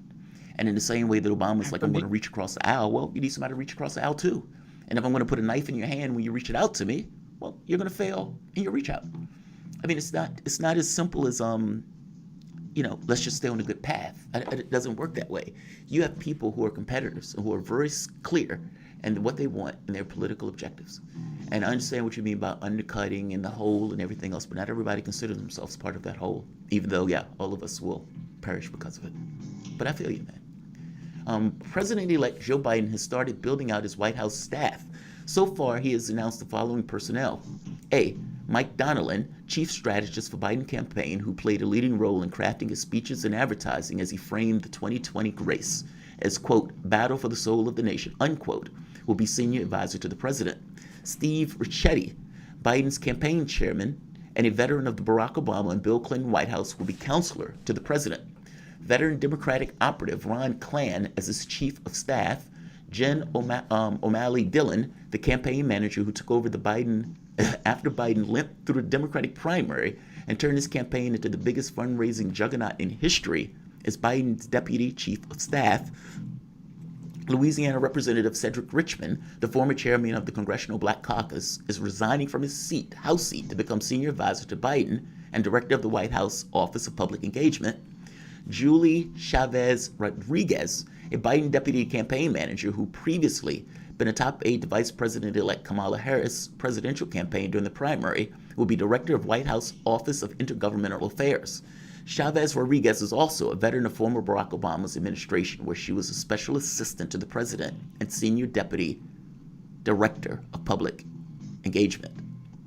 Dana Remus, the Biden campaign's general counsel and once a clerk of the Supreme Court Justice Samuel Alito, and was general counsel to Obama Foundation and Obama's personnel office, has the title of counsel to the president. Ann Tomsani, who was Biden's chief of staff during the campaign, will be director of the Oval Office operations, a gatekeeping role that again puts her close to the president-elect. Biden's transition team announced several of Jill Biden's top staffers as well. Julisi Reneso Pantalon, a former U.S. ambassador to Uruguay and Deputy Assistant Secretary of State, who is now partner at the law firm of Winston & Strawn, will be Jill Biden's chief of staff.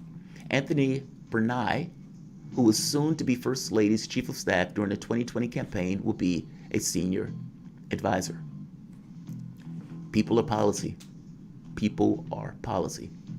India's Prime Minister Narendra Modi held his first phone conversation with U.S. President-elect Joe Biden, and they agreed to work closely to further advance the Indo-U.S. Comprehensive Global Strategic Partnership.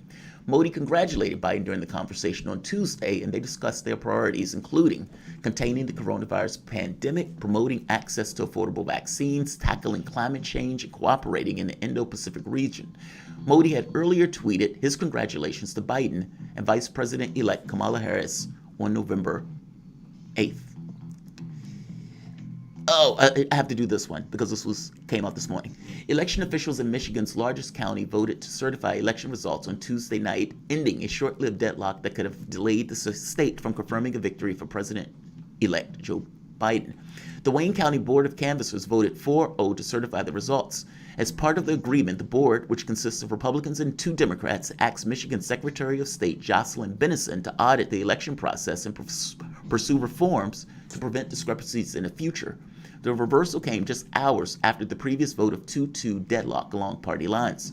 Republicans who initially voted against certification cited concerns related to absentee poll books in certain Detroit area precincts that did not match. The board met after days of unsuccessful litigation filed by Republican poll challengers and Trump allies. They claimed fraud and during absentee ballot counting at a Detroit convention center, but 2 judges found no evidence and refused to stop the canvassing process. Those are your headlines. You're listening to Fault Lines with Thomas and Stranahan.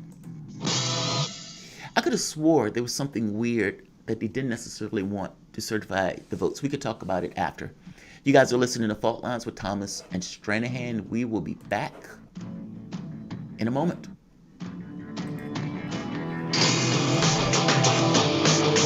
Fault Lines. Want to talk? Get in touch with us at radio@sputniknews.com. Feeling kind of blue, but maybe also kind of red, and kind of purple, and kind of alone? You've got a friend on Radio Sputnik. Tune into Political Misfits from 12 to 2 Eastern Time, Monday through Friday, for news, politics, and culture without the two-party bias. Catch us daily on 105.5 in Washington, D.C., or 102.9 or 104.7 in Kansas City. Or find us on Twitter, Facebook, YouTube, Spotify, or wherever you get your news.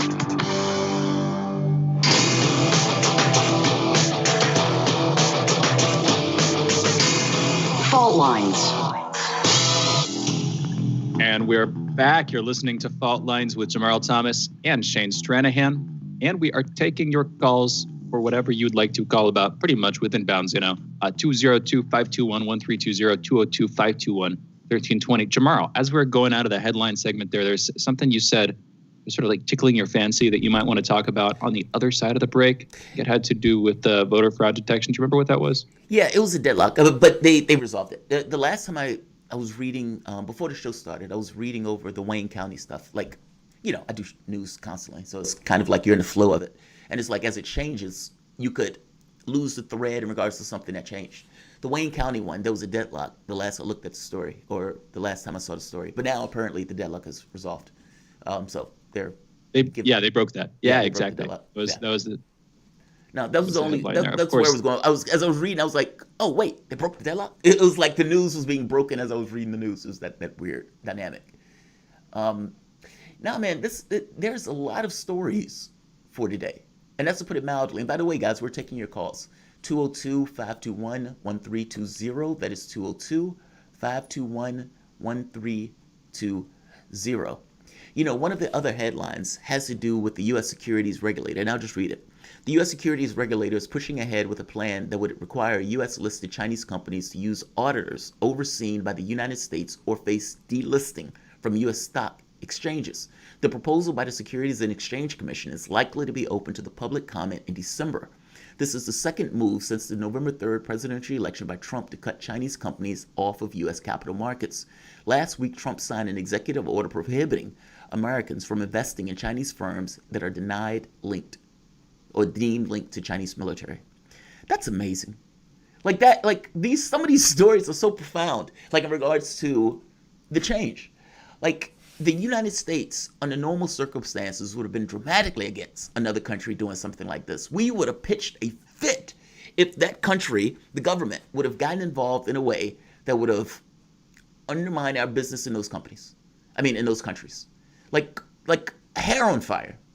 And in this case, it's almost like a tacit admission of a difficulty in competing where Donald Trump is taking provocative action, whether that's with Huawei, whether that's with attacking Huawei abroad, whether that's attacking Russian missile systems abroad. And it's always used under the guise of national security. Oh, we think they're going to try to get us, so we don't want you guys to use that. Now, this misses the point that Twitter and Facebook are both used as political arms of the U.S. imperialism. I mean, think of the way Twitter was using Iran, where they were trying to foment protests. Whereas in the United States, you have these guys browbeating Congress saying, we don't want you to put out information that we don't like. What do you think about this? It's just amazing to me that we've gotten to this weird point in this country where it's almost as if we've accepted this kind of low-level conflict, this low-level war, where the Trump administration recognizes that it's not bright enough to find a way to deal or come up with a policy for China. The Obama administration was more suave with this. They went with the TPP, despite the fact that, they were going to give up U.S. sovereignty and everything else. They were okay with doing this. But Trump doesn't seem to have those tools. And so it comes across as just this kind of blunt cudgel. What do you think Biden is going to do with this? Do you think he's going to piggyback off of it? Or do you think he's going to pull this back? Because at this point, China is getting their trade deal. Their TPP, if you want to call it. What is it? OCD. So I'm curious on what Biden is going to do to deal with the quote-unquote China issue when he gets in office. But this just seems ham-handed or ham-fisted. What do you think, Shane?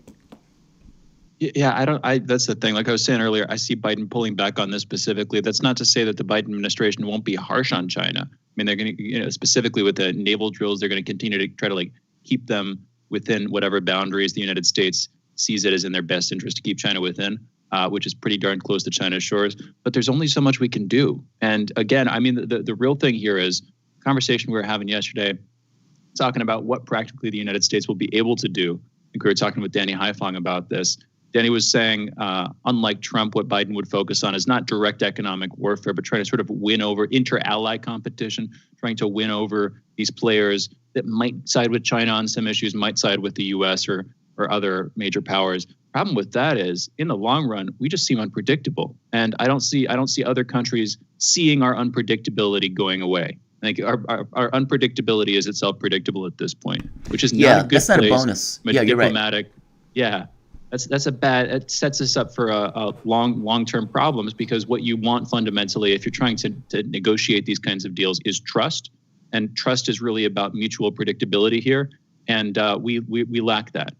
So I think we're seriously undercutting our ability there. But granted, I don't know who the we is there.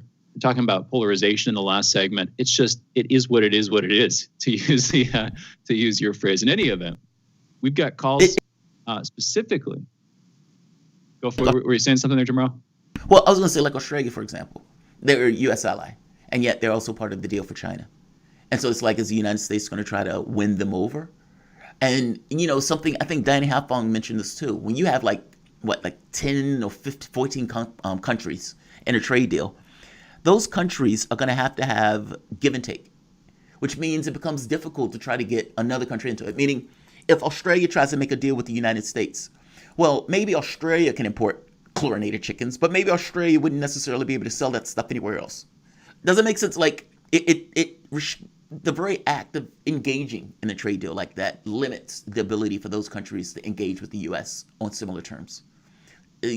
I'm fascinated by this.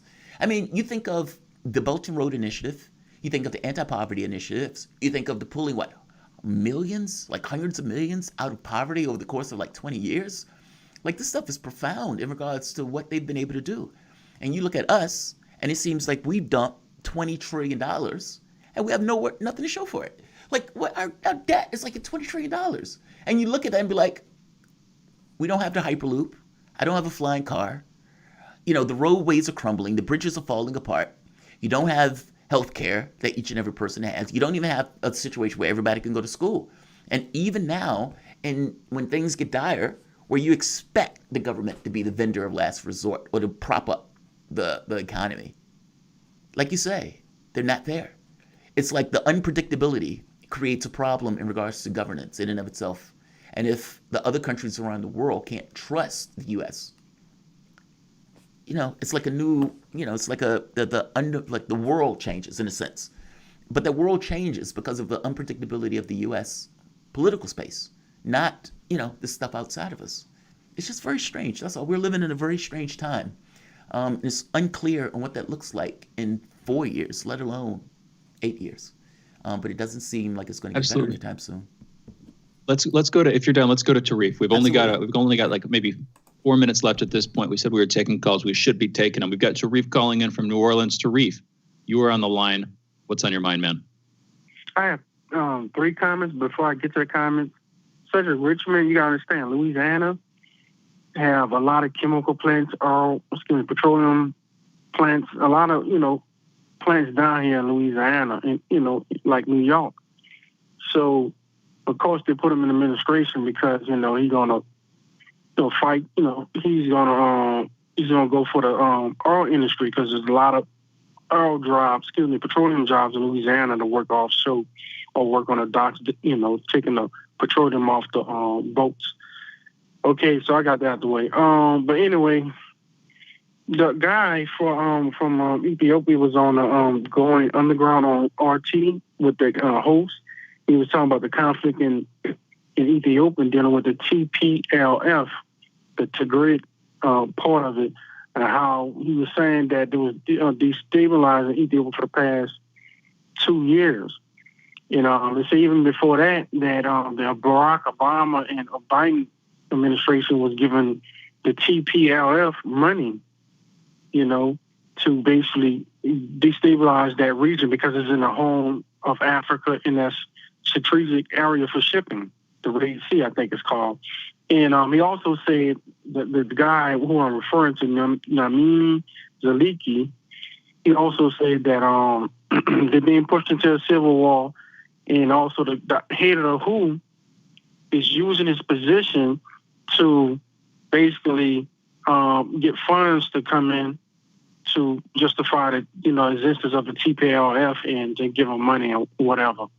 Okay, so my last comment is dealing with Cuba, also a Cuba spokesman from Cuba, a biotech sector. Okay, Cuba came up with 2 vaccines, okay, and they registered them with the WHO COVID-19 vaccines. So now Cuba, China, U.S., and Russia's on the market with vaccines. I think Germany as well. So you have that make 5 nations that came up with their own vaccines. Maybe Japan and South Korea probably got their vaccines too. So yeah, that's a billion-dollar industry, but some of them talk about giving it out for free. So we'll see. That's all I wanted to say today. Tarif, real quick, I just want to go back. I've been looking for more guests on the Ethiopian issue with the conflict between Tigray and Ethiopia, of course. Really, it's Abiy Ahmed. Conflict between him, his government, and Tigray People's Liberation Front. Anyway, you gave a reference to a show. I think you said this was Going Underground on RT, right? Oh, man, I think he's... Yeah. Say that again? Yesterday. His name is Namin Zaliki. I've got him right here. Okay, thank you. I was just looking for that lead. I want to go check out that segment and see if we can get him as a guest. Tarif, thank you as always for the great recommendations, man. Really appreciate your support of the show. Anytime, man. Going Underground is a good show on RT. It's funny. There's a few of those shows that I really like. Rick Sanchez, Manila Chan. Those are probably the 2 gateway shows for me that kind of pulled me into it. Sanchez, because he just seems like he tries to be a straight shooter. And, when you're looking at news, he's not... Yeah, I think he's just trying to be a straight shooter. I don't take him as trying to be anything else other than, what he is. And we've had him on our show before. I was enamored to have him on this show. And so, yeah, that should be really good if we can get the guest on. Yeah. No, I have his name. I'm going to be posting it into our little chat. We'll see if we can get him on now. Yeah, we've had last week, I believe it was, we had Netha Freeman on talking about this stuff. I think that was a good introduction to the issues and good guest. Worked with Margaret Kimberly and Ajamu Baraka. Anyway, we've got to go into a break here. But again, Tarif, thank you for the call. Thank you for the conversation, Jamarl. Interesting conversations as always. You guys are listening to Fault Lines with Jamarl Thomas and Shane Stranahan. We will be back on the other side of this break. Fault lines. We are above all the latest developments, and we don't take any sides. Radio Sputnik, telling the untold. Peer into the future with Political Misfits on Thursdays, when we analyze the latest trends in news, politics, and culture. Catch us on 105.5 in Washington, D.C., or 102.9 or 104.7 in Kansas City. Octung, baby. Want to know how international issues fit into local ones and how local issues fit into international ones, with the historical context to tie them together? Well, we're bringing it to you all by any means necessary. Tune in weekdays from 2 to 4 p.m. Eastern Standard Time to hear me, Jackie Lukman, alongside my co-host, Sean Blackman. By any means necessary, your guide to connecting the social, political, and economic movements shaping the world around us.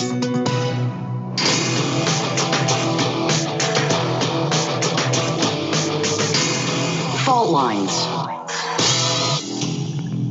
And we are back. You're listening to Fault Lines with Jamarl Thomas and Shane Stranahan. And our guest for this segment and the next, we have Dr. David Weber, information technologist specializing in the development of open XML standards applications and standards-based information exchanges. He has been a senior member of the Association for Computing Machinery since 2007. And David, first of all, thank you for being with us. How are you doing this morning? Good. We probably should translate that gobbledygook that you said for your viewers, for your listeners. Let's do it. I know a bit about this stuff. XML, I believe it's extensible markup language. I broadly though, let's just try to sort of frame it in the simplest and most relevant terms here. You were, as far as I can tell, an elections security specialist, specifically dealing with the creation of sort of verification tools for verifying whether ballots are not relevant, whether they're valid. Is that broadly correct, David? Yeah, it's part of the picture. So kind of giving people the 50,000 foot view. Obviously, all these voting machines are a hot topic at the moment. And when you think about what they're doing, they're storing your information in a poll book, so they can verify you to vote. And then once you've cast your ballot, it's being stored digitally inside the computer. And not only that, the layout of the ballot itself, all the details on it, it's all digital. So what we've been working on is an international set of standards for all of that. So it's not proprietary. There isn't some secret incarnation source in the way the information is being stored. It's all using open standards that anybody can download and view and verify. And of course, that's critically important to ensure the integrity of the voting system, but also that you have interoperability potentially between the different vendors. So you're not locked into one particular vendor's solution. And where just go for it, Jamarl. Well, I was going to say thank you for coming on, David. David, I used to be a software engineer for I think maybe a decade. So this is kind of bringing back memories to me. Listening to the stuff, it's funny when the voting machines. People sometimes miss that. Anytime there's software, there's always a layer between what takes place. It's like the person presses a button, something happens, and intermediary, something is saved in a database. And I think it behooves us, especially in this country, and particularly if we want a transparent election, we want to know who wins, is to have some level of control over that software.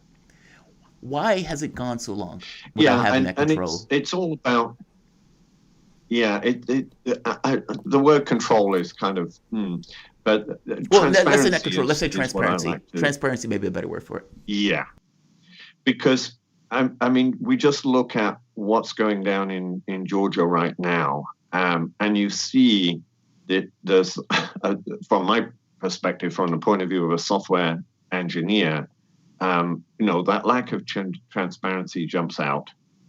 And I'm sure it does with you too. When somebody says it's a glitch and it was a human error and we've corrected it, it immediately raises a red flag. And you say, well, wait a minute. What did you have to correct? Can we get some more details, please?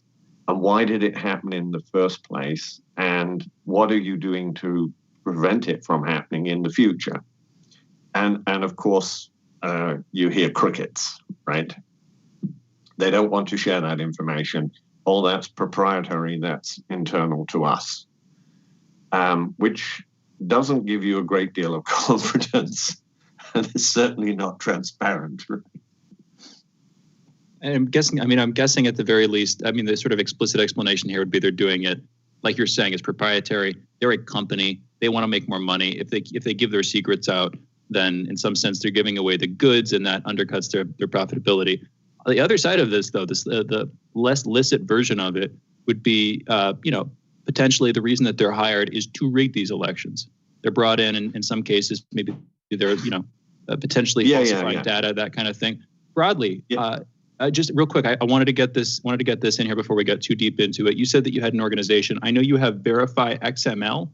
That's one website. Do you have another organization, or is that where you'd recommend people go to check out your work and specifically to check out the open source tools that you're developing for verifying this data? Verify XML is a very cool site, yes. And you'll see all kinds of social facing things there, like being able to look up your nearest drugstore or your nearest shelter. So there's a lot of cool things that people can do with open source tooling, and it's just giving you some ideas. But that's an interesting start point. And then we have a project on SourceForge where you can download the actual tools. And of course, it's all open source. And that specifically, that on SourceForge, that's the one that has to do with verifying ballot data, basically. Right? It's way down in the weeds for the engineers. So the sort of verification you're doing is that the software is using the open standards correctly. That the layout and the content being stored in those records conforms to the standard.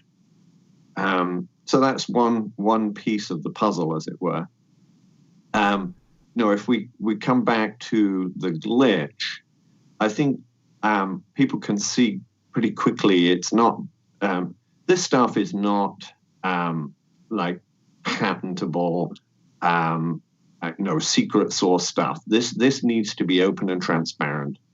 And what concerns me when you have a glitch like that causes votes to be flipped, and the apparent reason is because the ballot definition was not correctly loaded onto the machine.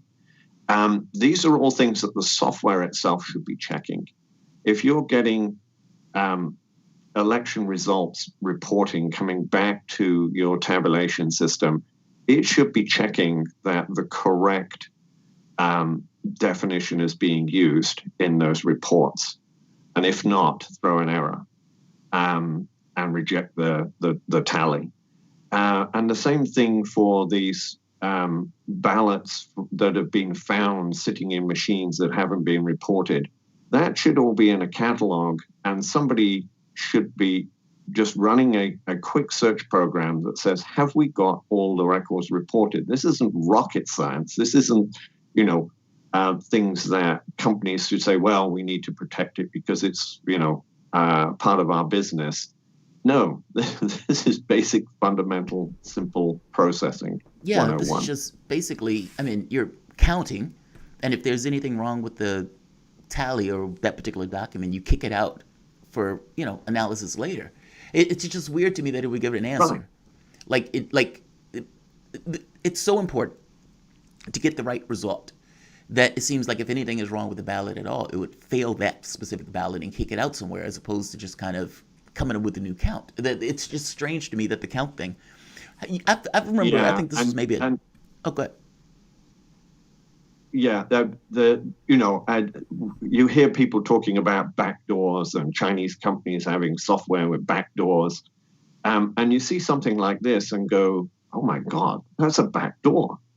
I could, if I was maliciously intent, exploit that to, inject tabulation results from machines on a percentage basis, 7, 8, 10%. And if it's not caught, then there you go. There was a conversation going back with John Kerry because it was believed that something screwy was going on in the Ohio vote counts. And, for the longest time, we never... Let me ask you this, from your standpoint, when you're looking at our elections, I remember, I think it was about a decade ago, one of a software engineer made the point, I think he was a PhD, that he could hack the machines without necessarily having to actually physically touch the machine. It was something that he was doing basically, but he was able to show that he could get the tabulation result to basically change without necessarily needing to be entirely like writing the code, meaning he could add something to it. And he was making the point that, look, the fact that I could do it means it's open to be done. Yes, I'm a PhD, but all things being equal, somebody who's competent could pull this off. And it doesn't seem like this has radically changed all that much over the last several years. From your standpoint, when you're looking at the election integrity, what do you think of all of this? Yeah. I mean, this has been going on for over 15 years. And what we've been saying repeatedly is that we need open source, publicly available software systems running these elections so that everybody can inspect them. And more importantly, the internet is run on open source software. Tools like what we're using right now, Skype and this whole radio network, I'm sure you're using chunks of open source software. And so it's community vetted and community supported. So if people find bugs, they find issues, it gets corrected. And because it's transparent, everybody can verify what's going on. And to give you another example, apparently in Georgia, they had an issue where one of the polling stations, the voting booths crashed, right? And the reason given was that the night before, engineers had done some changes and updates to the machines. And I'm just incredulous to that. It just blows me away that they have that access, right? B, that it's happening the day before the election goes live. C, that it needed to be done at all. What the hell were they in there doing, right?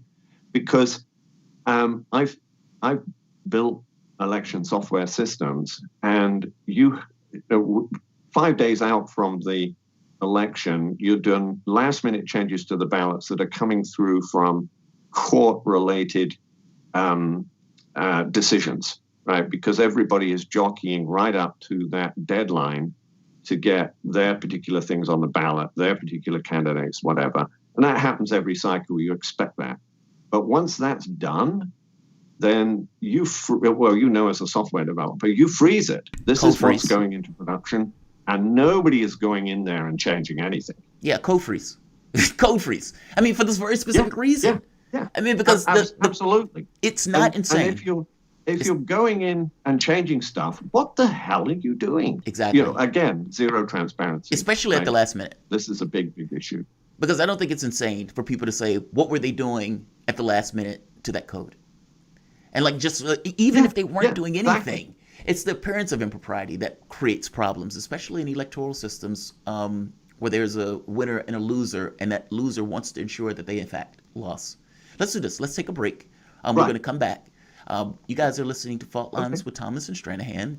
David Weber. David Weber is an information technologist specializing in development of open XML standards, applications, and standard-based information exchanges. He has been a senior member of the Association for Computing Machinery since 2007. You guys are listening to Fault Lines with Thomas and Stranahan. We will be back in a moment.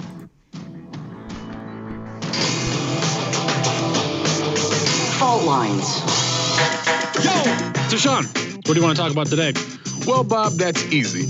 I want to talk about the need to stop the development of self-driving cars. Again, Sean, you're driving me nuts. I think the self-driving car thing's already out of the gate. No, it's never too late. See, now the leading experts in the field, just pick one, whichever one, leading experts have repeatedly warned us about the dangers of artificial intelligence. Look, I'm telling you, man, we have to stop the robots by any means necessary. I see what you did there. Yep.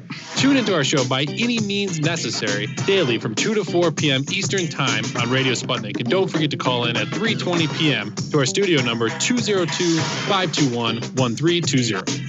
And if you miss us live, check us out on SputnikNews.com, Spreaker, iTunes, iHeartRadio, Spotify, or wherever you listen to podcasts to stay up to date on the latest political, social, and economic movements shaping the world around us.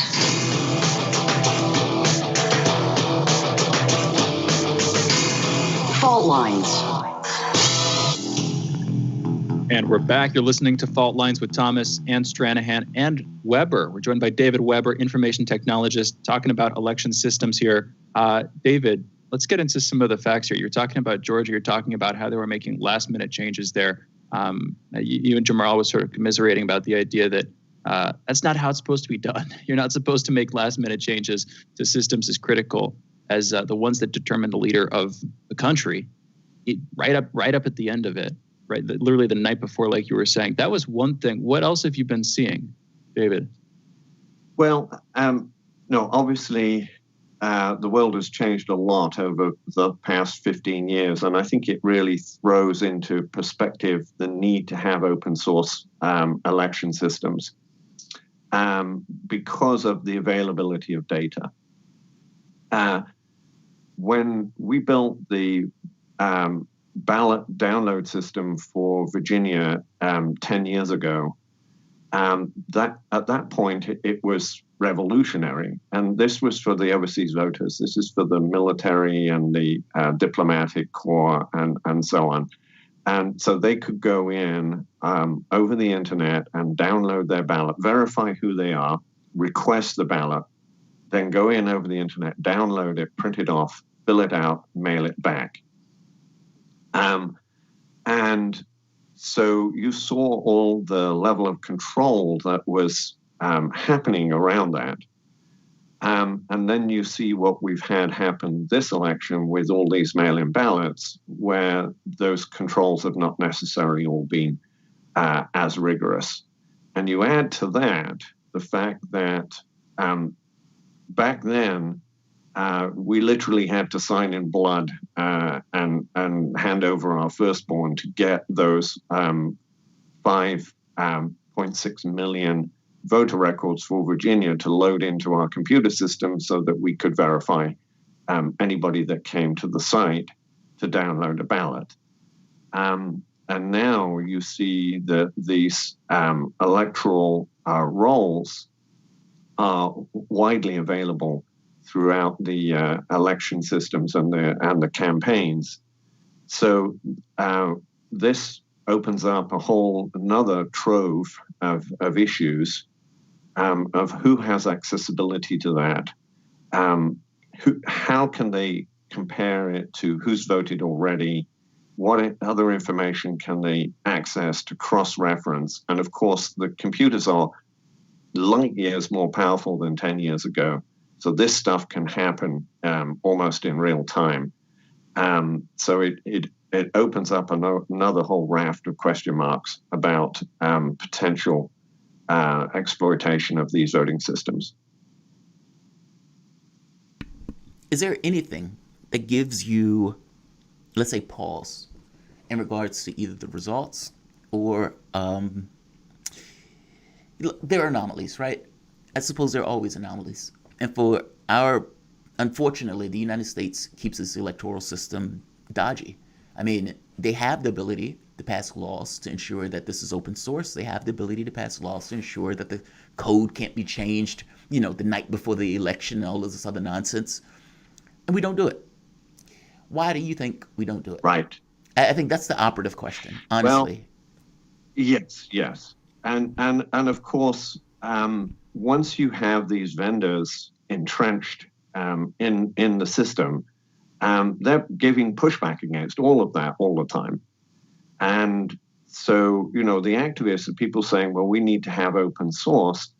We've been butting our heads against that for 15 years. And, you get fatigue, frankly. You go, well, when will this ever change? When will it get to the point where people say we've had enough? And this, we can't keep, the definition of insanity is to keep doing the same thing and expecting a different outcome, right? And every election, this was started by Bush, if you remember, with the whole Florida thing, and they put up $1 billion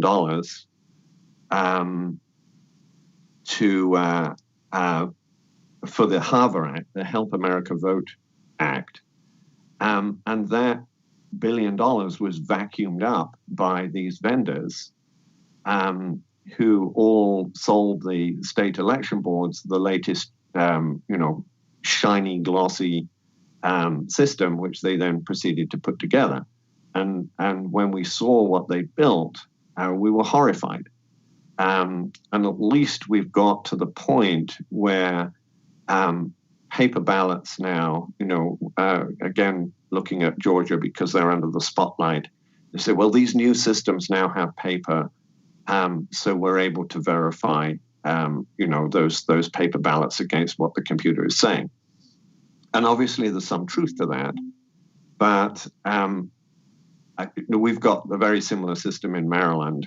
And actually the methodology that they're using in these proprietary systems was first proposed by the open source and the open voting community in California. So they just copied that design. Well, I guess it's a backhanded compliment and some thanks. But one thing that is glaring when it comes to these scanners is, you've gone through this whole process. You've marked your ballot on the computer. It's printed this out on the ballot. You've looked at it. It's put a barcode on it. You shove it in the scanner, and the scanner beeps and swallows your vote. Now, okay, what just happened? How did it actually tally those votes that I put on that piece of paper? You don't know. It just disappeared into a black box. And so one of the other things that you would want to see is to have a computer screen right there for it to show you how it is that, here's this piece of paper you just fed in. How is it interpreting the marks and everything on it? And is it the same vote that you just confirmed? Right? An extra step of confirmation, but this stuff's important. It's also important to have independent records. So you've got the paper ballot, you've got the digital ballot. Now, when the scanner does its thing, you would want to have a scanned image and the tally that the scanner thought. So you can cross-reference and make sure all three give you the same answer. Is that making sense? No, that is totally. making sense. Yeah. Yes. Yeah. And so this is the kind of thing that you get when you start involving an open community and people can verify what's going on. And as I said, we were talking about earlier, the glitch. Why isn't the software itself reporting it? The excuse given was, it was human error. Okay, yeah, we know human error occurs, but that's why you have software, to detect when something untoward is occurring. And when you don't have transparency around the code, where everybody can go in and look at that code and go, well, wait a minute, if that was being used and we had that error, let me pull up the code and see exactly why it's doing what it's doing. And what did you say it failed on? Oh, yeah, I can see that in this line of code. Okay, that's fine. Or, oh my God, that's a major issue. We need to get that fixed, right? But without that transparency, you have zero capability to verify what these people are telling you. On its face, that makes perfect sense. Here's the thing. We're butting up against what I'm sure is your, not just experience, but like you're saying, fatigue, dealing with a lot of, dealing with these problems over the course of the last 15 years. It's a long time to have, be pushing for something, to sort of be like scratching your head, wondering why wondering why changes aren't being made and why the changes that are being made aren't actually solving the problem. Do you have any advice, people, if they want to get more involved or if they want to support this stuff, any organizations they should look out for, anything like that they can sort of glom onto? Yeah, in the long haul? It's tough, Shane, because it's a minefield out there. There's a lot of people that are jumped into this space and claim to be promoting open source, but they're flying false flags. There is a video up on Amazon Prime, the true activist, the real activist, and that's Brent Turner. He's over in California, and he's been involved with this for 15 years. And so you can learn a lot by going and seeing what Brent's been doing. There's a small cadre of us, and we're happy to come on to shows like this and share the word. But it's very hard for people to get involved, maybe we do need to hit the reset button and figure out how we're going to get this done. But there's so much entrenched tech in there now. It's hard to see, unless you've got some particular election authority. And I know DC did try at one point with open source, and it was a mixed bag. It's not for lack of trying, but it's hard for sure. David, with the electoral system, the way the electoral system is, are there any, I would imagine you would consider these red flags, meaning the we need to do X, Y, Z. And most of the public is not necessarily all that involved in understanding the way software works to entirely get it. Also, I think part of the problem is the conceptual aspect of this. Like, media doesn't necessarily want to bring up this idea that the elections could be gamed, or that the election or integrity of the elections is an issue. So they just basically put their fingers in their ears and go la la la la la la la la, as opposed to actually dealing with the real tangible things. It's not impossible. Like you said, it's an issue of open source software legislation to ensure that the elections are secure. So going forward, do you think anything is going to happen on this front? Or do you think it really is just kind of, basically the public doesn't want to pay attention to it. It turns somewhat of a blind eye towards it. And so it just kind of perpetuates on its own. Are paper ballots the answer? Yeah. I mean, I guess my thing is, I don't necessarily know what to do about this. And it feels like people have more questions, not less, as it goes further. Yeah. And of course, the paper ballots are only part of the answer, as we've seen, with all this mail-in ballot stuff, and people having a lot of questions of, well, have these been multiple scanned and all kinds of issues around that. But yeah, we can improve the paper ballots. We can put QR codes on them so they're one-time use and things like that. And all of this needs to happen. But I think it will take some politicians getting involved and having the will to say, no, we've had enough of this. And we want to see a properly funded set of software built. And I'm thinking maybe multiple projects, 2 or 3 winners, who will then produce solutions, and we will then have a runoff or use all 3 or whatever.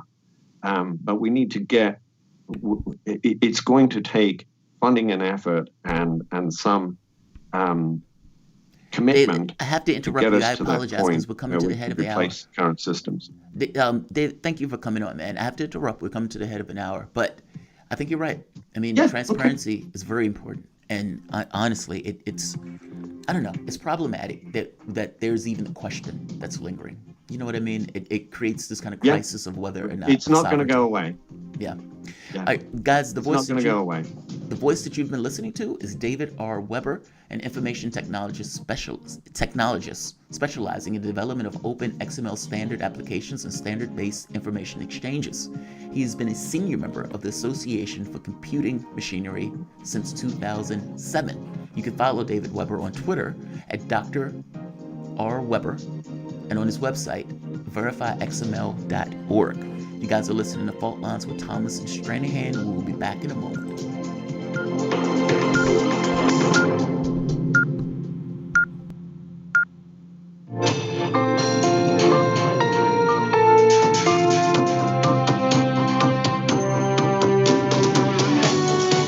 You're listening to Radio Sputnik. Telling the untold.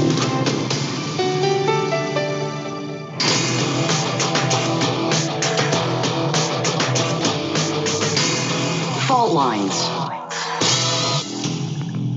Live from across the divided states of America, it is time for our last hour this morning, the last hour of the most disruptive show in those divided states, covering news and events across those states as well as around the globe. In the independent corner, I am your political analyst, Shane Stranahan. And in the left corner, I am the indefatigable, the last man on the wall with my co-host, Shane Stranahan, Jamarl Thomas, your political analyst, Jamarl Thomas.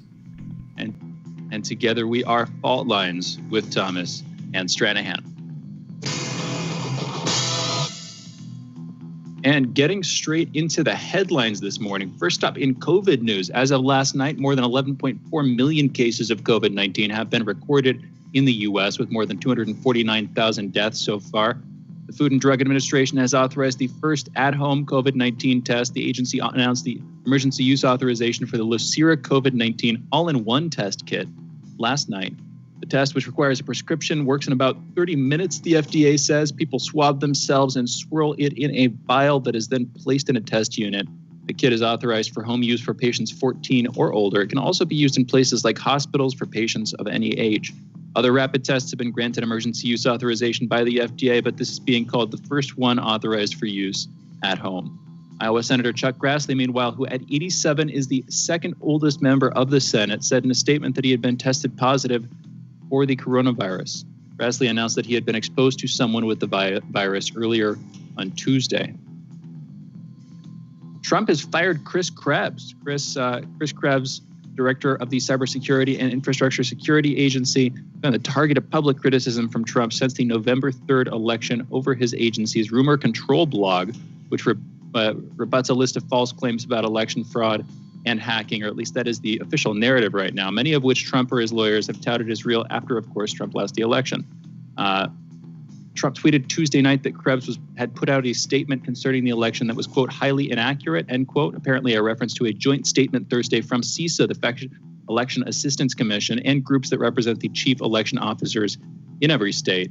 The statement read in part, quote, there is no evidence that any voting system deleted or lost votes, changed votes, or was in any way compromised, end quote. We were just having a conversation about this, Jamarl. Can you read that? I mean, here's the thing. Can you read that? And I'm having a hard time reading that with a straight face. We were just talking about the serious problems, long-term problems that people have been trying to fix for a long time. Briefly, what's your take, Jamarl? I'm one of those people who think things of 0 to 1. Like most of the things, like it's somewhere in between. As a software engineer, you've heard me before. Paper ballots. Like I don't entirely trust the motives of people involved, and even beyond the motives, just mistakes. And so yeah, I tend to be a little bit cynical about this stuff, even though I think Donald Trump is a flagrant liar. I guess the way I look at this is as, kind of like our last guess. Are there anomalies? And if there are anomalies, why are there anomalies? And are the anomalies related to software? And why are they related to the software? Like all of these type of things. And the transparency breeds doubt in general. And so, I don't begrudge people. You've heard me say that Donald Trump should get his court cases. Donald Trump, if there's anything where he's finding that there's some kind of anomaly, he should put that up there in order to be challenged.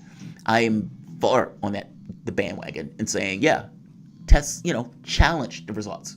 Because, think back to when Clinton or when John Kerry ran, there was anomalies in those results in Ohio. John Kerry at one point said he was going to fight it, then all of a sudden, not. You had anomalies in the results, even with Clinton running.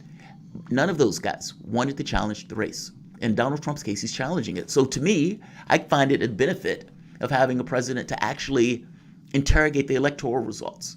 Because the truth of the matter is Donald Trump got 10 million more votes than he did in 2016, and he still lost. 10 more of us still lost. So yeah, Shane, I'm not one of those people who are like, this election was entirely on the level as a flat fact, nothing went wrong at all, etc. Yeah, I'm not there. I've done software long enough to know that all sorts of things can be done behind the scenes. But until there's something there, you know what I mean? Like, there needs to be a there. And the president, with all of the resources at his disposal, if he can't find a there, then what am I supposed to do with that? I have to accept Biden as president. Yeah, I hear what you're saying. Yeah, I wouldn't say there's reason right now to say that there was fraud. Yeah. Enough fraud to swing it in Trump's direction. I get where you're coming from there, but I also feel, I'm just thinking about, like, what's the responsible thing to do here? As a broadcaster, talking on the air, you want to point out there do seem to be deep problems with our election system. There do, election integrity is kind of a buzzword that represents the issue. Our elections are seem to lack integrity, and we've had guests on recently who've talked about this. Could come down simply to software hijinks. Could come down to the problems like we were talking about just now with David R. Weber. Problems with the people who are developing these things, where there could be higher up corruption. There could be stuff there. I don't want to allege anything specific without seeing some strong evidence for it. But just broadly, I think it's safe to make the case that there are problems that we need to fix as a country. And furthermore, that I'm not going to reject somebody who wants more scrutiny of this stuff or who thinks that we need to do recounts. I think you and I are on the same page on that. We are. Yeah, I'm fully on that page. I want to know who won. They cheated Sanders.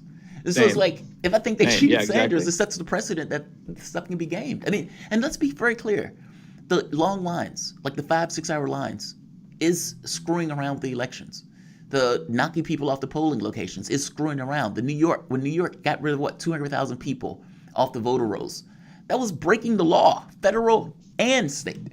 And they get a slap on the wrist, and New York ends up screwing up again. Like, we have deep problems in our election system. And I think we're more honest about it because mainstream media acts as if nothing to see here, folks. There's no problems at all. Greatest election system on the planet. And it's like, what are you talking about? What are you talking about? How are you even saying that with a straight face? So yeah, I agree with you, Shane. We're on the same page on this one. All right, moving on. We got a couple more headlines to get through here. A petition circulating in the Harvard University student body seeks to ban Trump admin officials from teaching, speaking, or attending the institution because of their association with the president. The petition represents the latest attempt to punish Trump associates. Students are demanding that if the university does associate with a Trump alumnus, they'll, quote, create and share with students transparent guidelines, end quote. For why? Harvard, like other colleges, has been accused of censoring conservative viewpoints. It's a petition circulating. Don't know how many people are circulating it. Don't know how many people have signed on to it. I kind of doubt this is going to go through. Certainly it's representative of the thing that, we talked about occasionally on this show, and that anybody watching with open eyes has seen playing out for years, which is broadly the whole deplatforming issue, sort of like an informational or institutional sanction for somebody whose views you believe are harmful, or somebody's views you're stating are harmful. Or somebody who's done things you think are harmful, that kind of thing. They're pushed out. They're not, they're prevented from speaking, let alone teaching. But a flat ban on any Trump admin officials, that's just, I don't know, man. There are a lot of, I'll put it like this. I would need to read through the verbiage, but there are a lot of people in the administration. Like, how far down does it go? I'm guessing that they're restricting it to the higher ups, but. And sure, I guess if you're a student of the college, you don't want to lend that college's prestige to a former Trump official, but I don't like it. Anyway. I find this to be horrendous. What's your take, Jamarl? I find this to be horrendous. I mean, it's just utterly ludicrous to me. Like, you have a horrible president, somebody works for the president, and you try to blacklist the guy because he worked for the president. I mean, come on. And, Harvard, they tried to do this once before at Harvard. I don't know if you know who John Mack is. John Mack was a Harvard graduate psychologist, and he was studying alien abductions. And he would take people, he would interview them, and he would do these deep interviews with the various people trying to get the information. And his point was, look, I'm not saying this is flat fact true. I'm saying these people are experiencing something. And because they're experiencing something, we need to engage this, whether it's real or not. Now, they tried to blacklist him for that. They were trying to like kick him out of the this something, like tried to like delegitimize his work at Harvard because of the research. And it's like, are you kidding me? Like, I could see if you say I don't like it. I could see if you say we disagree with it. But it seems to take it on a whole nother level to be like, we want to get rid of this guy because we don't like what the guy's talking about, or for this matter, the Trump stuff. This is a horrible precedent. And this does, you know what? It's like all those conservatives who kept talking about censorship, right here. Right here. Absolutely. Yeah, no, that's exactly right. That's the thing. It's real. Anyway, moving into other headlines. Election officials in Michigan's largest county voted to certify election results on Tuesday night, ending a short-lived deadlock that could have delayed the state from confirming a victory for President-elect Joe Biden. The Wayne County Board of Canvassers voted 4-0 to certify results. As part of the agreement, the board, which consists of 2 Republicans and 2 Democrats, asked Michigan Secretary of State Jocelyn Benson to audit the election process and pursue reforms to prevent discrepancies in the future. That reversal came just hours after a previous vote resulted in a 2-2 deadlock along party lines. Republicans who initially voted against certification cited concerns related to absentee poll books in certain Detroit area precincts that did not match.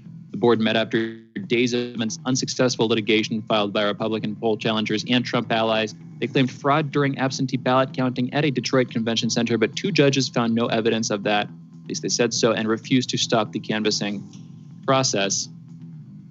In New York, weekday subway service could be nearly chopped in half, and over 9,000 transit workers could lose their jobs under an MTA budget proposal being presented to the agency's board today. But the potential budget cuts could be mitigated if the transit agency receives a hefty $12 billion from the federal government as part of a new COVID-19 relief package. The MTA board will vote on management's proposal in December, and advocates are warning that without the federal help, the cuts are coming. The MTA, subway, and buses would bear the brunt of planned downsizing, with over 8,000 jobs slashed between both branches of service. In the UK, the United Kingdom is moving to ban the sale of new cars that run only on fossil fuels in 2030, a move that is designed to phase out polluting vehicles earlier than any other major economy and support the country's recovery from the pandemic. The UK government said in a statement Wednesday that it would end the sale of new gasoline and diesel cars and vans 5 years earlier than previously planned, putting it on course to be the first G7 country to decarbonize road transport. Sales of new hybrid vehicles will be allowed to continue until 2035. The U.S. securities regulator, that's the SEC, is pushing ahead with a plan that would require U.S.-listed Chinese companies to use auditors overseen by the U.S. or face delisting from U.S. stock exchanges. The proposal is likely to be open to public comment in December. This is the second move since the November 3rd presidential election by the Trump administration to cut Chinese companies off of U.S. capital markets. Last week, Trump signed an executive order prohibiting Americans from investing in Chinese firms that are deemed linked to the Chinese military. New technology being installed at express lanes in the D.C. area can help determine if your Easy Pass setting matches the number of people you say is inside your vehicle when you're using HOV lanes. Cameras on the Interstate 495, Interstate 95, and Interstate 395 express lanes will be able to see in your car. Currently, the cameras are at a point on the 95 express lanes, but they will soon cover the entire express lanes corridor over the coming weeks and months. Mike McGurk, a spokesman for Express Lanes operator Transurban, said the roadside camera technology identifies cars traveling on the lines with an Easy Pass Flex set to HOV on and verifies that there are at least 3 people present. Coming in a news release, the cameras use image classification. Basically, a simple form of AI there. The technology can determine the shape of a person in a seat compared to the shape of just an empty seat. I imagine a lot of folks justifiably potentially getting a little bit squicked about the idea of AI looking into your cars and figuring out anything about it, let alone, how many people there are. Sure, that's what humans would do, but you're creating a system of surveillance along the roadways. On the other hand, if it makes it easier or if it makes you more safe, I want to present both sides of it, but Jamarl, you know what? Got to close out headlines here. Those are headlines with fault lines with Thomas and Stranahan. Jamarl, what's your take? These are measures of control that we sleepwalk into. I mean, we cede all of this authority to the federal government, and that federal government turns around and uses that authority to pass laws that basically puts chains and restrictions on the citizen and the population. That's surveillance. That's all that is. They can make an excuse about HOV lanes, and that's fine. But let's be very clear. What it's going to be turned into is a tool of surveillance. The HOV stuff is just secondary. That's my point of view. I mean, it's almost like, whether it's secondary or primary, it doesn't really matter. It's ultimately going to end up being used to determine things beyond just whether or not it's a HOV lane. That's my thought. But let's do this. You guys are listening to Fault Lines with Thomas and Stranahan. We'll be back in a moment with Dr. Jawanza Kunjufu. Love that name. Fault Lines. 24 hours a day, 7 days a week. We give you the most essential information out there. Radio Sputnik, telling the untold. By Any Means Necessary is your guide to the movement and efforts shaping the world around us, from mass incarceration. No longer am I interested in or concerned with prison reform.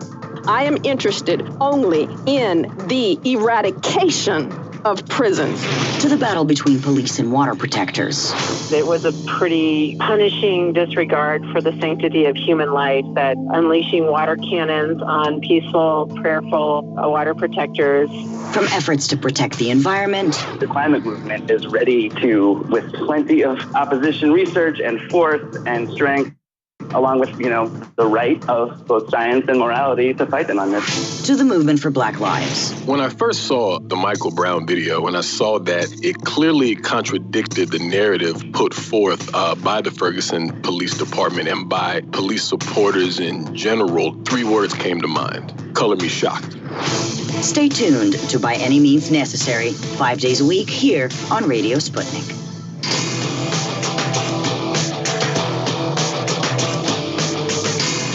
Fault Lines. And we're back. You're listening to Fault Lines with Thomas and Stranahan. And we are now joined by Dr. Jawanza Kunjufu, our guest for this segment and the next. Dr. Kunjufu is founder and president of African American Images, best-selling author and consultant to most urban school districts. Dr. Kunjufu, thank you for joining us. How are you doing this morning? Good morning. It's good to hear your voice. Good to hear your voice, too. Thank you again for being with us. All right, we're talking about closing the racial achievement gap. Can look at this in a number of ways. Economically, in terms of money making, you can also look at it academically. I'll just let you take it away. You've been working on this for a long time. How do you think we can best do that, Dr. Kunjufu? Well, my theoretical paradigm is, what exactly is the problem, what caused it, and what are the solutions? And as it relates to the problem, Asians on the SAT are scoring 1187. Whites are scoring 1118. Hispanics are scoring 985. And African Americans 941. So there's almost a 200-point gap between whites and African Americans on the SAT. On elementary state exams, whites and Asians are scoring around the 75 percentile, and blacks and Hispanics are scoring around 35%. African Americans are 17% of public school students, but are 41% of the special ed students, and only 6% of the gifted and talented students. So those are just some of the issues related to the problem. Now, in terms of what caused it, when I speak to school districts, because school districts bring me in with the attempt to closing this racial academic achievement gap, but my late mentor, Dr. Barbara Sizemore, who was a superintendent there in Washington many, many, many years ago, said, never give a group your solutions until you ascertain from them what they felt caused the problem.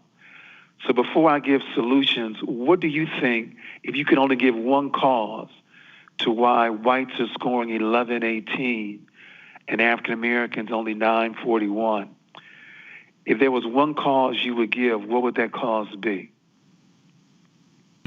You're asking us?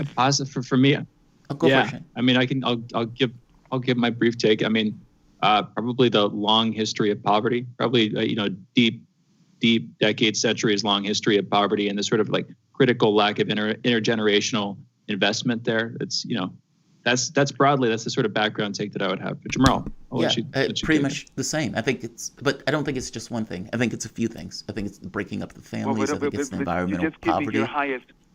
Hold on. Just give me your number one. Number one. Okay, that's fair. I think it's environmental. I mean, poverty. Like, I think it's a long history of poverty going back from the origins of African Americans in this country and basically the history and the legacy of this country. Because our time is limited, let's look at the answer of poverty. If I'm speaking to a group of teachers in Washington, D.C., and I asked them the same question I asked you, and they said poverty, what can a teacher do about the income of his or her students? Nothing. Can they change poverty? They can't. There's nothing they can do about it. And one of my earlier books is an African-centered response to Ruby Payne's poverty theory. Ruby Payne is a brilliant white educational consultant, and teachers just adore her because she dwells and raves about the significance of poverty. And teachers like that answer because it lets them off the hook. Now, what we've identified, there's a program called 90-90-90, and it was researched by Education Trust.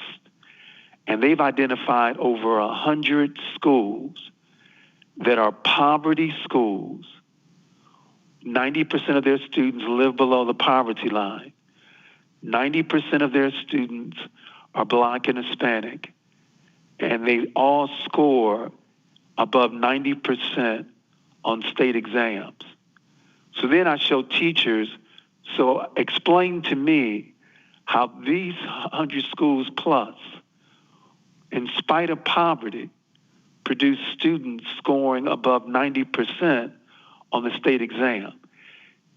You see, what we need to do is put the burden back on educators, because educators like telling me the reason for the gap is either poverty, lack of parental involvement, lack of fathers in the home. Those are their three most popular reasons. And all three, teachers have no control over. Which is why in low-achieving schools, the most negative room in the school is the teacher's lounge, where they love talking about those negative factors. In high-achieving schools, the 90-90-90 schools, those teachers look at what can they do better. For example, low-achieving schools have teachers who produce 0.5% or less increase per year. In high-achieving schools, their teachers produce 1.5 increase per year. Now, if you multiply 0.5% increase times 8 years, that means in a school where you have less effective teachers, at the end of 8th grade, you're going to have students scoring at the 4th grade level. 0.5 times 8 would be 4th grade. If you have superior teachers producing a 1.5% annual increase, at the end of 8 years, you're going to have a student scoring at the 12th grade level in reading and math. There are 6 types of teachers. That is compounding growth. That is, that's what you're talking about there is just the nature of compounding growth there. And the smaller differences do really add up to something massive on the other side. I want to kind of come back to this because you were saying, we threw out a problem there. In other words, you're asking us, what do you think the biggest problem is here? We threw out a problem there. It sounds like changing perspective slightly. I'm curious to hear what your answer is. I'm going to throw one alternative out there, something like the teacher's investment in the children, just bringing it back home, bringing it back to the perspective of the educator, like you're talking about, a lack of teachers choosing to invest themselves in their in the kids in their classrooms? Is that kind of where you're going? Or I'll just hand it back over to you, Dr. Kunjufu. What's your take? Yes, that's exactly where I'm going. I believe that the most important factor would be teacher expectations. And here's a scenario I want to create here. And that's that, let's say that we have a school of 30 teachers, and we all accept that poverty or the number of parents or the lack of fathers in the home is the number one factor. Then how do we explain in a school of 30 teachers where there's 10% of the teachers, in spite of these three problems, their students are scoring at the 90 percentile? See, what I'd rather do when schools invite me in, I'd rather identify the success stories versus the failure studies. What did these teachers do in this one particular school where we all agreed poverty was the number one factor? In spite of poverty, what did these teachers do to overcome it? They raised the expectations. They bonded with the students. They provided differentiated instruction, better classroom management, better time on task, made the curriculum more relevant. Columbus did not discover America. Abraham Lincoln did not free the slaves. There are not 7 continents, and Hippocrates is not the father of medicine. Basically, you're giving them something that they can relate to in a way that they get it. I understand what you mean. The expectations determine, in some cases, the results. If you told these kids, I remember there was a study, correct me if I'm wrong, where they were told, the teachers, that basically these kids are horrible, but these kids were like A students.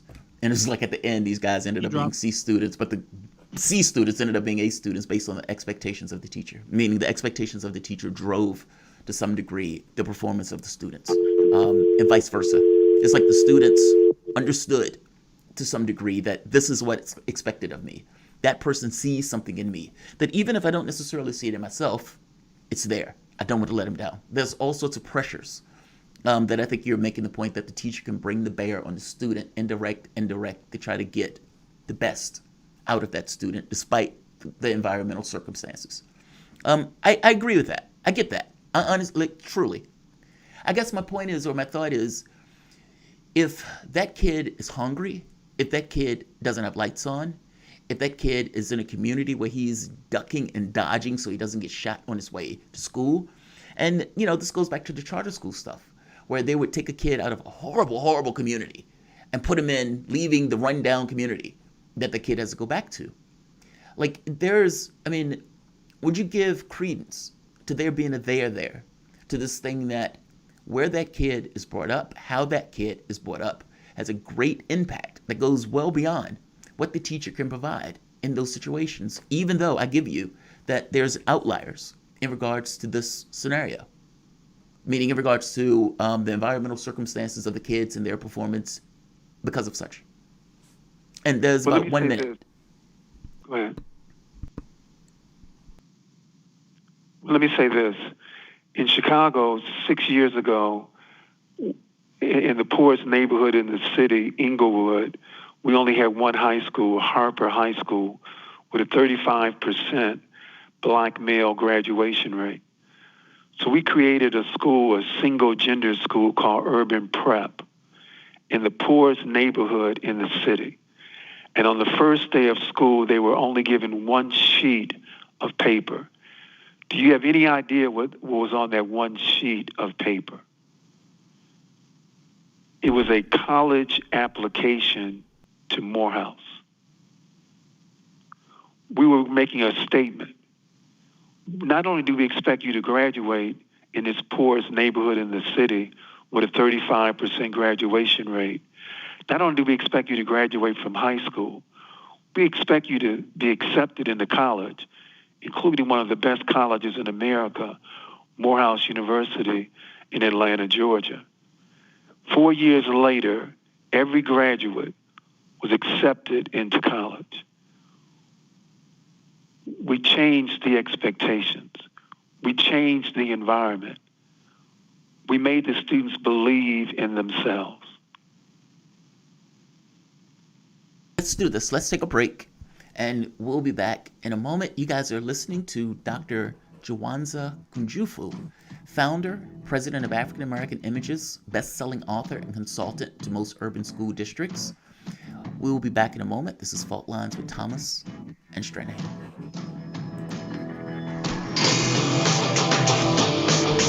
Fault Lines. Epidemics and pandemics could kill millions of people, and they actually did. Centuries ago, deadly outbreaks called the Black Death, the Plague of Justinian, and the Spanish flu ravaged countries, empires, and whole continents. Some of these diseases are still present around the globe. Others have become a thing of the past. Discover how these ancient and not-so-distant outbreaks from previous centuries differ from modern-day SARS, MERS, and coronavirus pandemics. Listen to our new series, Outbreak, the deadliest epidemics in human history. This week on Radio Sputnik.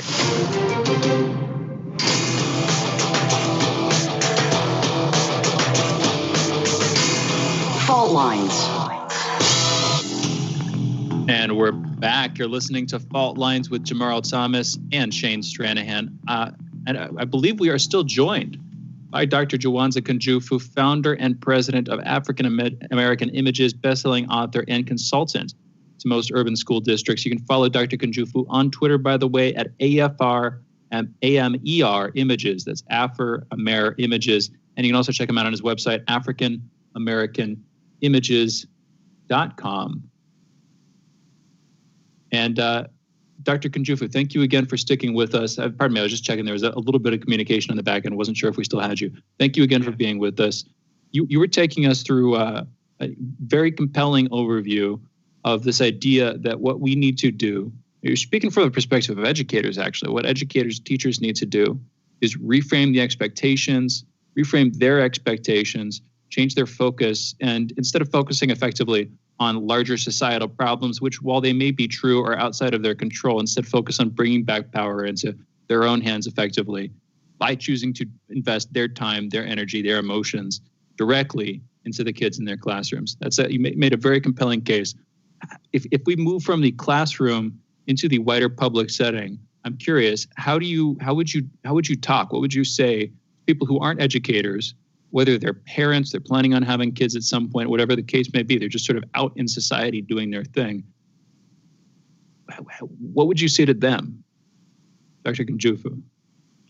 Well, I would first share, remember I mentioned that on state elementary school exams, whites and Asians are scoring at the 75 percentile, and blacks and Hispanics are scoring at the 35 percentile.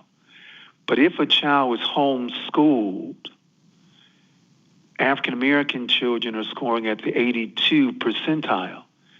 There is no racial academic achievement gap when black children are taught by teachers, by their parents who love them.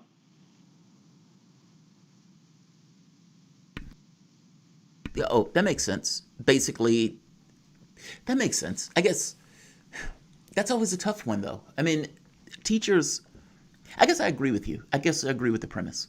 But what does expectation look like in the context of a classroom? Like, for example, if we're watching perfect example, Bill Cosby Show, Bill Huxtable and his wife, perfect kids. The expectation of a doctor and a lawyer for their kids is almost implied that those kids are going to go to school. The parents are clearly going to expect it. And from the operation of those kids, from the day that they were born to the day that they drop dead, those things are going to etch themselves on those parents. That is difficult, though. Hold on. But the example that I gave with regards to homeschooling did not assume it was going to be the Huxtables. I mean, in many cases, unfortunately, with a large number of African American families being single parents, the homeschooling parent is female, single, and low income. I mean, so in other words, homeschooling has nothing to do with a two-parent home and middle class and everyone having a degree. It has to do with the ability to bring out the best in your student. Let me go further. The most important strategy that Sonia Carson used with Ben Carson was not her income, nor her degree. She only had a third grade education. The most important factor is the quality of the conversation between parent and child about the child's future. And Sonia Carson made it clear to both Ben and his brother that you were going to college and you were going to be the best student possible. I guess what I was going with that wasn't so much about the two-parent home, and I wasn't even going with that from the standpoint of the income for Bill, the Huxtables. I was getting to this thought of implicit and explicit expectations and how what that looks like from the standpoint of a classroom, or for that matter, from the standpoint of a parent that's tutoring their kids. Like, what does that look like experientially? Like, I know there's like an implicit pressure just by definition of those people having X or those people having Y, for that matter, saying this is what's going to take place from a small thing. But what does it look like in practice from a school that has those expectations of the kids? Well, in my earlier books, Raising Black Boys and Raising Black Girls, there's a rumor that's out there that some mothers raise their daughters and love their sons. They make their daughters study and not their sons. They make their daughters do chores and not their sons. They make their daughters come in early and not their sons. They make their daughters go to church and not their sons. That could explain why there's over 1 million more black females in college than there are black males. And if both of them are in college, it explains why there's almost a 20% differential in their graduation rate, where black females graduate 20% greater than black males at the collegiate level.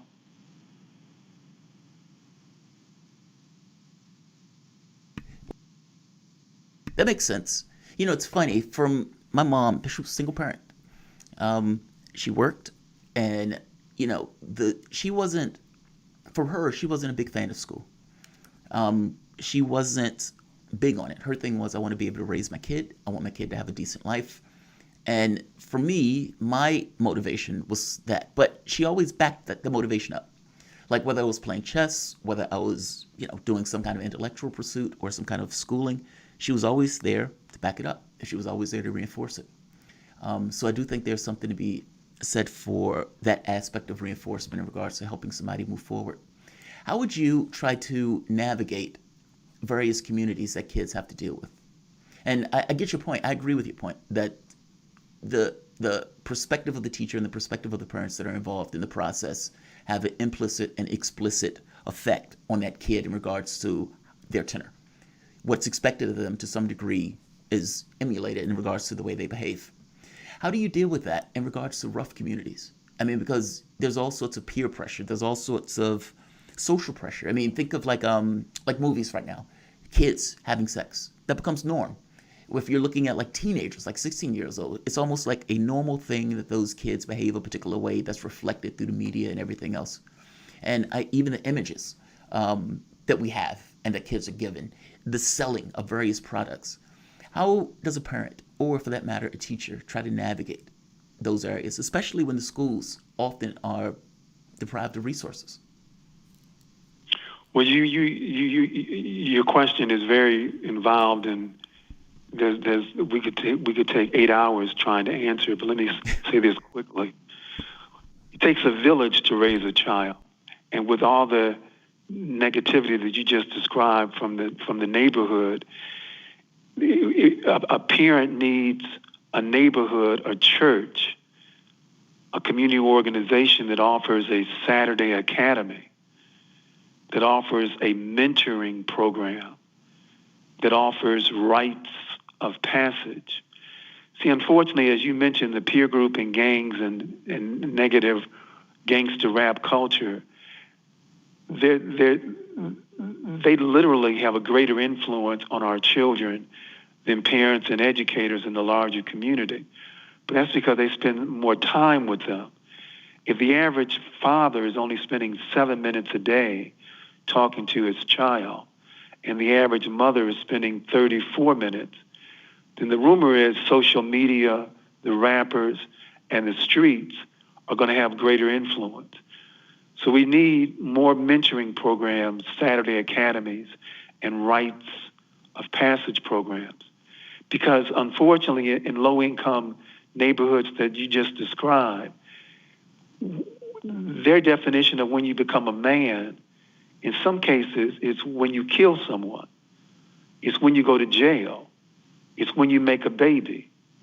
That's not what we need as a barometer of what it means to be a male or female. So we have to take greater control over the time that our children have between 3 o'clock p.m. and 9 p.m. and then weekends. You know, another interesting topic on this, and I'm glad you mentioned gangster rap, the topic of hypermasculinity. Like this notion that images in the past of step and fetch it, or black men dressed as women in order to get on television screen and those type of things, that those things have somewhat of an internal impact. This idea that in poverty, not being able to take care of your ends, not being able to do these things that are required and expected of a man in regards to society. And so these secondary aspects of manhood that are lesser than, you know, the ability to beat up, the ability to kill, the ability to injure, the ability to, like you say, have a baby or have sex with huge numbers of women. Like these things get sublimated or replaced for manhood. Can you discuss that and the way that that kind of propagated itself over the course of, you know, especially during the rap generation, or the latter aspect of the rap generation as it got just more commercialized and this idea of the conscious rap basically vanished? Well, it shows the power of the media, which is why your show is so important, because there are rappers out there that are Christian, that are conscious, that are Afrocentric, and they get very little radio play. They get very little promotion of their music. But if you call someone using the N word or the B word, or as you mentioned, hypermasculinity, very provocative in terms of sexuality, then the media promotes you. There's no question Marvin Gaye and James Brown were correct, and Gil Scott-Heron, among many others. The message is in the music.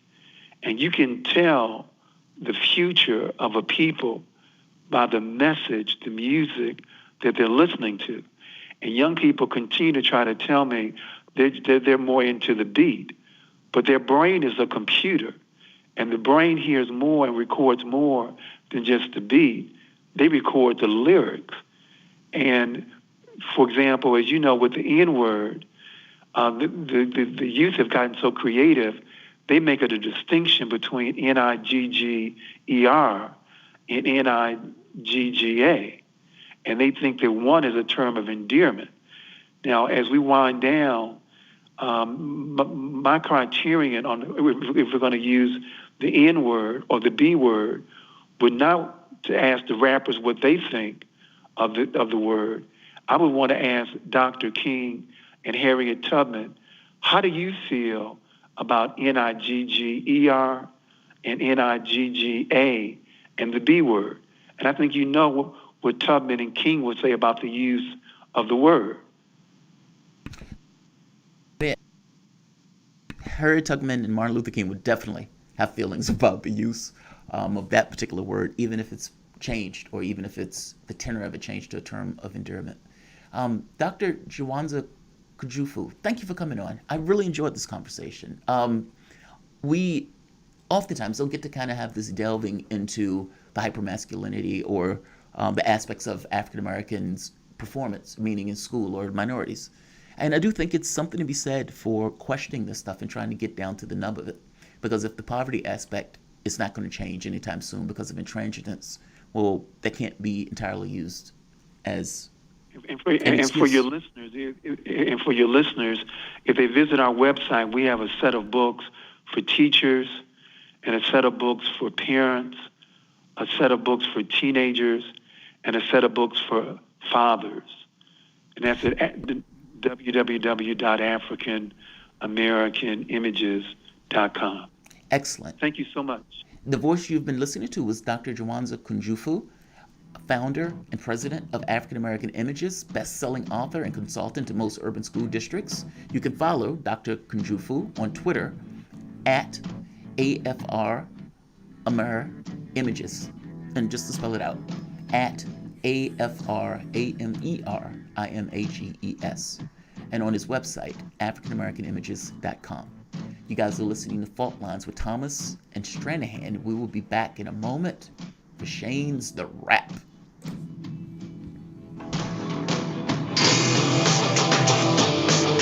Fault Lines.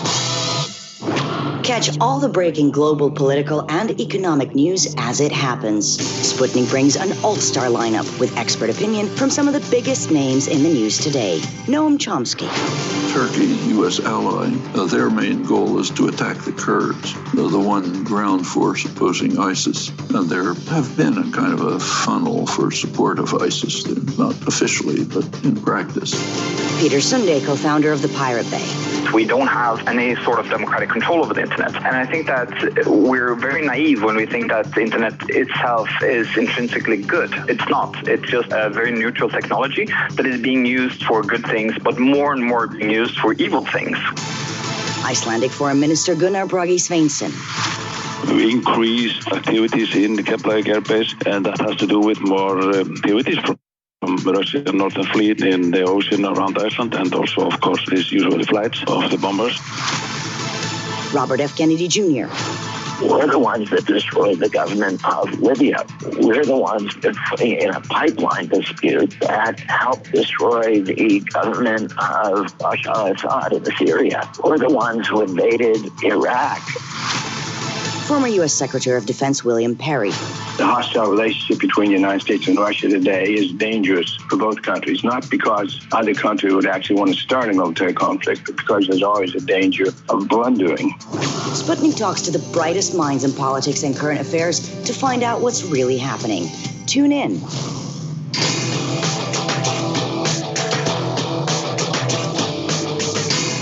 Fault Lines. And we're back. You're listening to Fault Lines with Jamarl Thomas and Shane Stranahan, and we are taking your calls. 202-521-1320 is the number. Again, that's 202-521-1320. Jamarl, interesting show today. We've had two new guests on, half an hour each, fascinating conversations. Definitely thought so, and on a couple of dramatically different issues. Dr. Jawanza is fascinating. I mean, these topics, when I was younger, I think I was in 6th grade, 6th or 7th, they had a story contest. And my essay was basically on gangster rap. And at the time, it was kind of like Dr. Jawanza Kunjufu said.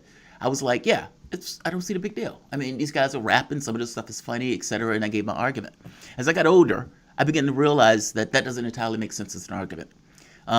If the Harlem Renaissance was indeed special and indeed a movement, meaning whites looking at African Americans' art, literature, imagery, and they're saying, oh my God, these people can think. These people have thoughts and ideas of their own.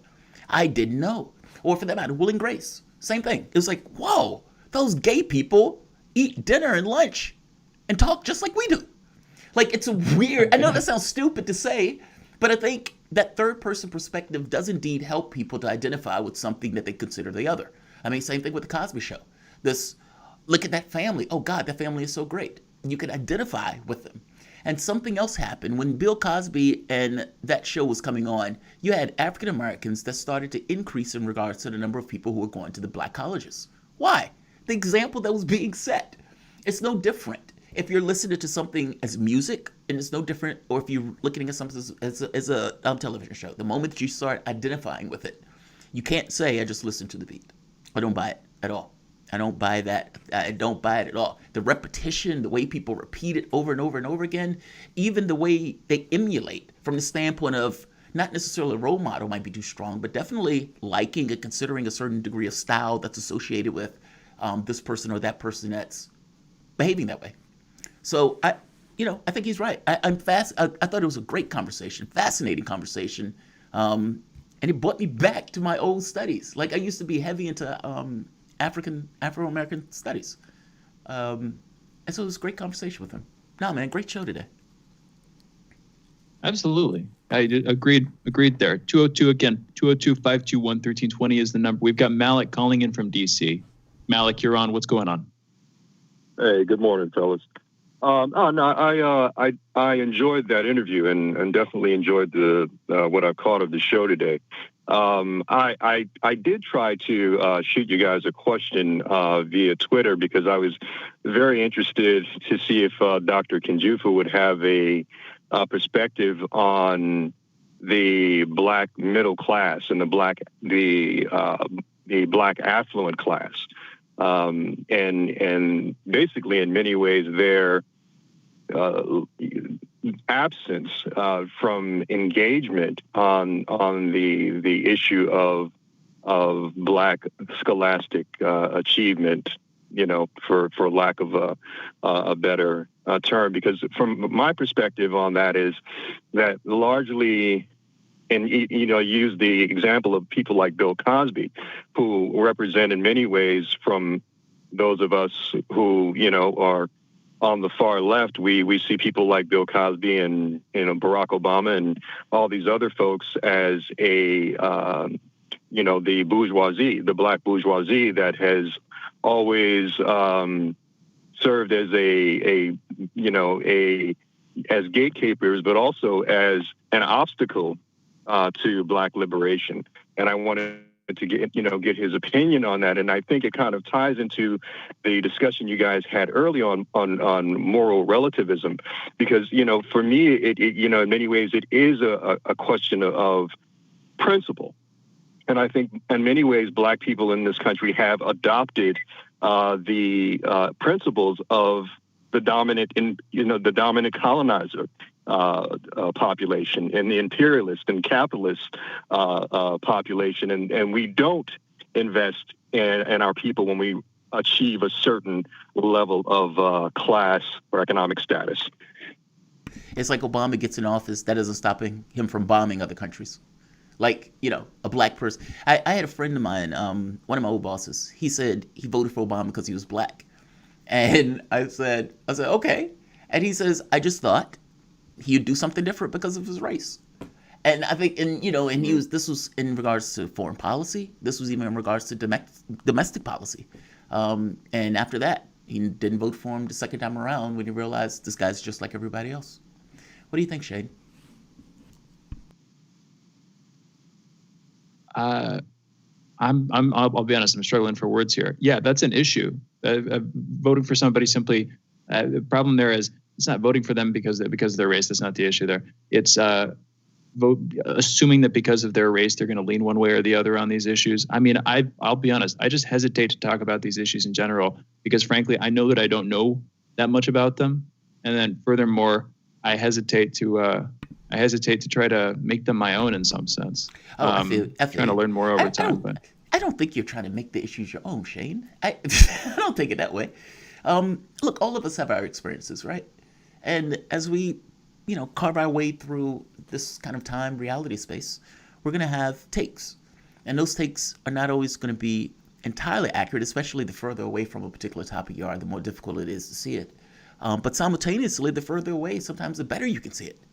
Like it's this kind of, weird two-step. There's this kind of dialectic of sorts. No, I don't take it that way. I mean, I just take it as you would have your own. We also, yeah.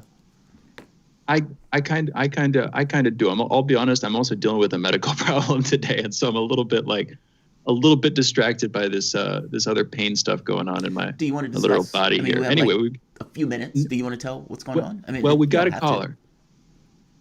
I've got just very briefly, didn't know it could be this painful. I've got like a serious form of eczema right now, and I'm not going to get too deep into it, but it is painful.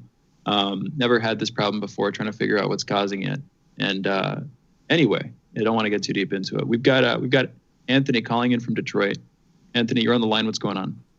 Hey, good morning, guys. Sorry to hear about that, Shane. I wish you well. Great caller today. Great guest, I mean. And I just had a quick comment and a quick question for you guys. I just wanted to share in Shelby Township in Detroit and the nearby suburb of Shelby Township, Robert Shalid, I'm an organizer with a group called Detroit Will Breathe, and we're calling for, the removal of racist police chief Robert Shalid. Back in June, a whistleblower kind of revealed some very racist tweets of his, calling individuals savages and subhuman. And this man is still in a position, still the chief of police. And as a result, 5 individuals have been charged with state level charges. But it occurred on, Shelby Township, the land that the stolen land that these people have dominion over. So, they do have some say so over the matter. Yes, if follow Detroit Will Breathe on Instagram or whatever to keep updated with the situation, that would be cool. And my question for you guys is about the conversation that was going on earlier with the as far as transition with Biden and Trump, and comparative to the transition we saw between Obama and Trump. And Shane, I believe you're making, it was either yesterday or some interesting comments about how Obama was kind of actually subversive, or like he was not entirely, facilitative of that transition, but it was something that was flying under the radar. And I would just like to hear more about that, or if there's anything else that you could share, any details specifically about that, what you were mentioning. That would be my question, because that issue seems to be that anti-democratic issue, as well as the xenophobia seems to be the two big things that lead a lot of people to call Trump a fascist, which I don't agree with as a label for him. And there seems to be a preoccupation with people that call, quote unquote leftists, labeling him as a fascist and the outright worst thing and biggest threat to democracy. But we see anti-democratic actions persistently from Democrats. And so that's just my comment / question for you guys about that. Real quick, Anthony, thank you for the call. This is something I want to look into more, because I'll be honest, this is years old for me, and I need to refresh myself on it. The main thing that I will bring up that I saw in the tail end of the Obama administration, and this is the administration, this is not necessarily Obama himself. Sure, there's the whole wiretapping thing. You can get into that. As far as I know, he signed off on that. But even then, I want to go back and fact check myself. I don't want to make a bunch of specific factual claims that end up being false just because I'm flying by the seat of my pants here. Broadly, though, coming out of his admin, with the birth of the Russiagate stuff used against Trump as well as against Russia, that seems to have come out of this cohort, a Clinton-associated cohort in the State Department. And it happened in his admin. And that was the main thing.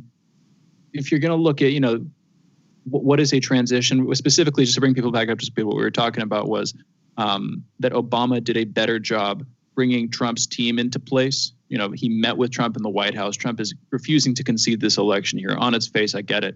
I'm not trying to make an equivalency here. I was basically saying Obama also failed.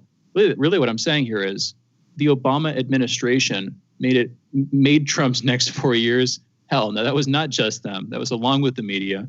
But a lot of the stuff seemed to have come out of Obama's admin. Again, State Department, if you look at the Steele dossier, which is sort of one of the big planks of Russiagate, that is preceded by the Shearer dossier. Cody Shearer, who is a longtime Clinton friend and operative. Strobe Talbot was also working on this stuff, part of the State Department and the Brookings Institution. Broadly, what I just see is a cohort of people in the Obama admin who were trying to keep Trump out of power, and when he was in power, keep him disempowered. That's briefly my take there, but I think there's more to it too. I just want to get my facts under my belt before I start presenting them on air. Jamarl, what's your take? That's fair. I mean, I think I was the one that was making the argument that Obama did help him with the transition. He was amenable. He was being a statesman when he was doing it. I agree with you, though, that the Russiagate stuff, I just think the Russiagate stuff was more like a Clinton thing. When Brennan had his thing saying that Clinton was trying to, use Russia as a way of trying to attack Trump. But I do agree that these guys were in his administration. But Obama himself was being a statesman. And Obama definitely was the one that called Clinton and told her to concede, was the one that basically was trying to show Trump the ropes and trying to get Trump to do certain things to persist. No, I thought Obama was being a statesman. He's been Obama. I hear you. Let's close out today's show. Thank you, engineer Andre. Thank you, producers Cam and Raheem. Thank you, Jamarl, for the great conversations. Thank you to our guests for joining us. And thank you, that is you, the listener, for listening and for calling, of course. You guys are listening to Fault Lines with Thomas and Stranahan. See you again tomorrow, folks. We got another one in the books, Fault Lines with Thomas and Stranahan. Guys, we had a massive show for today. I was, at one point, we had over 500 people on the show. I have no idea what was taking place that had all of those people join the show, but hey, I appreciate it. I think we're at 586 views right now. And so I don't know what was going on. These are the largest number of views I think I've ever had, even on my regular show. So look, guys, I want to thank all of you. Definitely make sure you like the video. Definitely make sure you share the video. I'm going to cut this up in a few, but great show today. Interesting show today. At the very least, some real good conversations. But I'm going to say like, I'm going to say share, and I'm going to say subscribe. And I want to thank all of you for joining us. And hopefully you guys can join us tomorrow. Thanks, everyone. I'll see you guys in probably an hour.